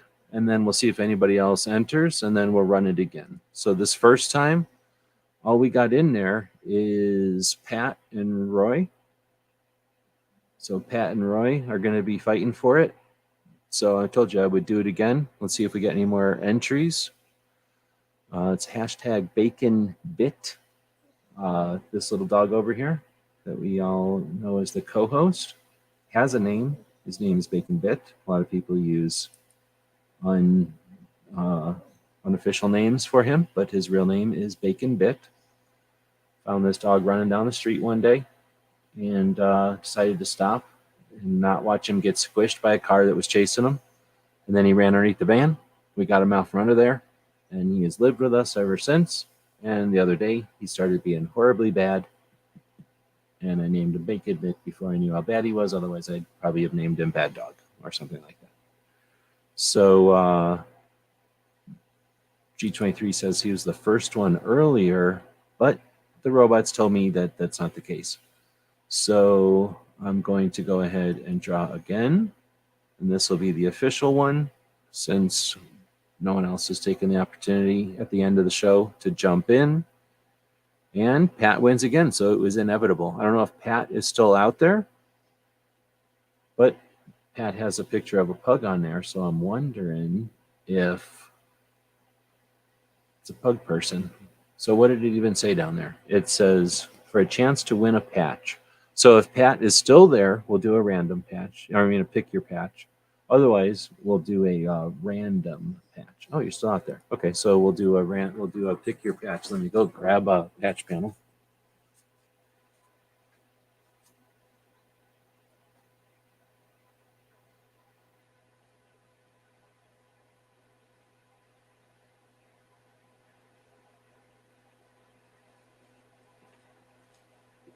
So thanks for joining us tonight and being part of the live conversation here. I'll pull this thing back up. We got 6 of the panels this time. Oops. Sorry about that. We got 6 of the panels this time. And we'll do we'll roll for the first to get which patch panel. This top one will be 1, the bottom one will be 6. Patch panel number 4. 1, 2, 3. That makes this one number 4. So this will be the patch panel you're pulling from. We looked at this one a little bit earlier with the big helicopter on it. That's what I remember it. And then we'll do that same 6 from top to bottom. Most of them have about 6, so this one's getting a little, let's just rearrange them a little bit actually. Bring things a little bit closer together, perhaps, a little easier to count. Maybe. Maybe not. Maybe it's a bad idea. Maybe it's a good idea. I don't know. But we haven't rolled yet, so shouldn't be affecting anything.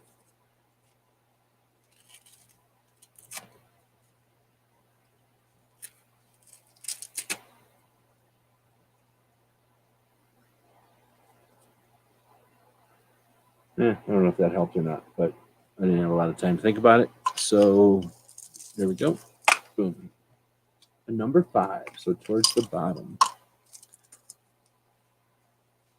All right, so we got a unique one here. This is half of a patch. There's half of it, and there's the other half. I cut them in half because they're shitty. And then we've got, so you'll get both halves if you choose that one. And technically you could do something like this where you jam them back together and no one's going to know. But we know that we cut them all in half because they're in A-holes. But technically I cut them in half on my boards. Then you've got the Academy. You can feel free to grab this poly one if you want. Otherwise then you got an A2CC, or you could say you got this SAR operator. Kind of an interesting like vinyl sewn thing. I'm not sure what to describe this as. It's interesting. But this one says A2CC and it's got that like urban camo. And then this, well, I guess this rifle supply would be the second one up. So it said number 5, so I'm kind of picking the sort of the bottoms. Anyway, feel free to grab one of those. And if you want, I'm not looking to get people's addresses, but I do need to send it to you. So if you grab one, let me know where to send it.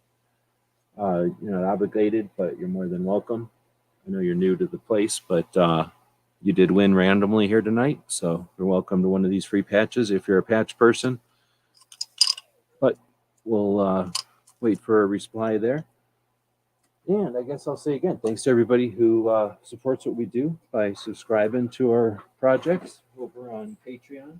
That is the best way to help us out with paying the bills and being able to work on things from the goal-oriented content creation side instead of the recipe of either scaring you or entertaining you to get you coming back to get so many views that we can make our money from ad revenue or something like that. I mean, it's definitely an interesting way to run a project. I don't mind doing that for, the camping stuff or the driving or some of the other stuff that we do, some of the food stuff that we do. I'm all about it.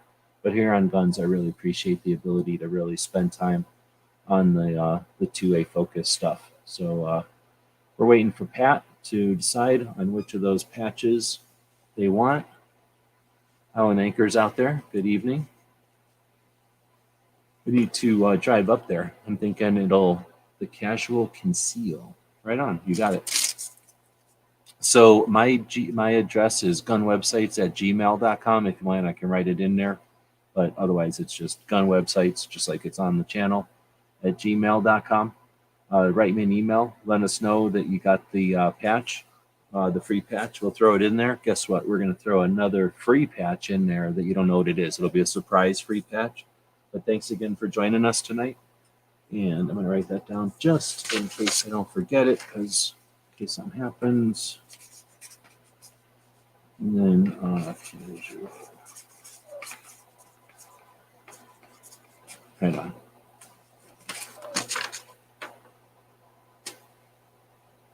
Right on. So with that, we're going to end this thing. Let's see, what do we got going on? We got the sewing machine is over there sewing stuff. Well, not right now because I'm not sewing right now. But we're got free patches, or not free patches, but new patches. The first patches out of the machine being made for the people that let us get the machine. I was just talking about Alan Acre. I don't know if you heard that I need to get up there and get a couple of posters printed. Byrne had bought one and Crappy Turtle bought one. So ideally I'll drive up there and either hang out while you're printing them or help print them. I'll be down for that. Or just after you printed them, I'll come up or something. But we'll arrange for me to come up there and get those posters or whatever, and then kind of hang out. And now that they're in Arizona, chat about Arizona things instead of weird California things. Otherwise, thanks for half of the patches on here are probably from Alan Acre. If you can identify the Alan Acre patches, then you got a good eye, because they're probably the ones with the most color and the most detail and the most dimension. The ones that look like they're popping off the patch panel are the ones that they're making over there. Do we do custom work? Yeah, I play around with making some patches. We just got a new machine, did a crowdfunding project in February, and just got the machine up and running this week, maybe last week, this week. I'm trying to even remember. We've got like 3 major projects that I'm kind of bouncing back and forth between, and the patch and the new patch machine. So yes, custom work. Give me another 2 weeks and I can say yes enthusiastically, because right now I need to, I got the new machine. I got kind of familiar with the new machine using our old designs. The next step is to get some new software, or some software again. I had a subscription to the software, so I need to renew the subscription or choose a new software, and then start to create some new designs and play around with some of the old designs to fix them a little bit. But the new machine is definitely cooler. I knew that it was an upgrade from the old machine, but not much physically different.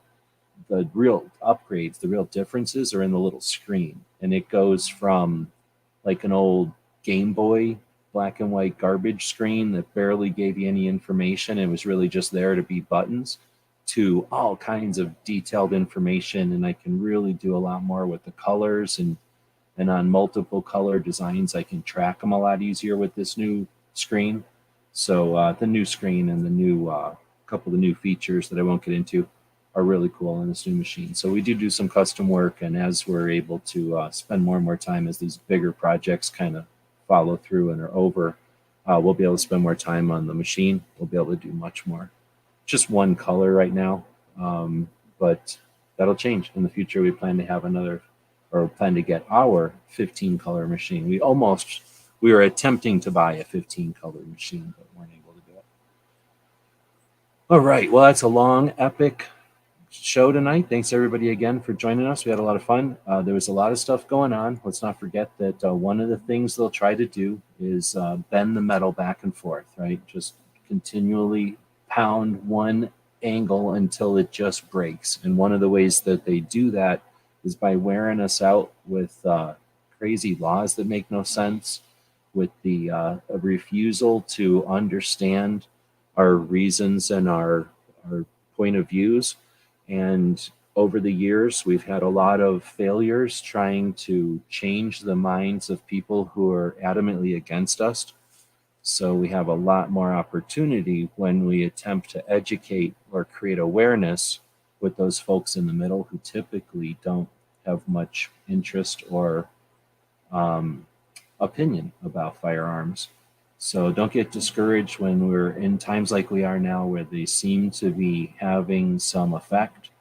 Realize that as time goes on, things will change. It'll look like we're winning again, and then it'll look like they're winning again. And all through this, our real goal is to stay strong throughout and to continue the persistence. As they say, liberty requires eternal vigilance. So don't look for a finish line. Look for ways to continue fighting without getting tired or discouraged.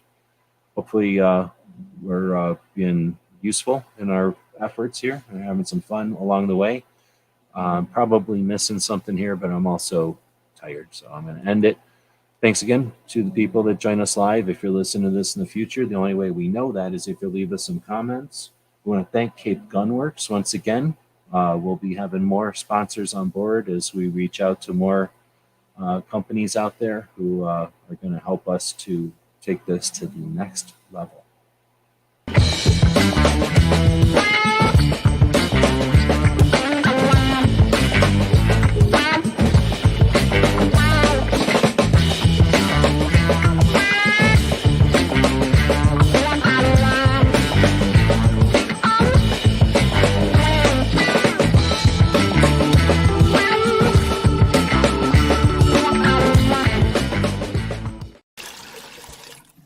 It's 11:59 at Radio Free America, and this is Uncle Sam with music and the truth until dawn.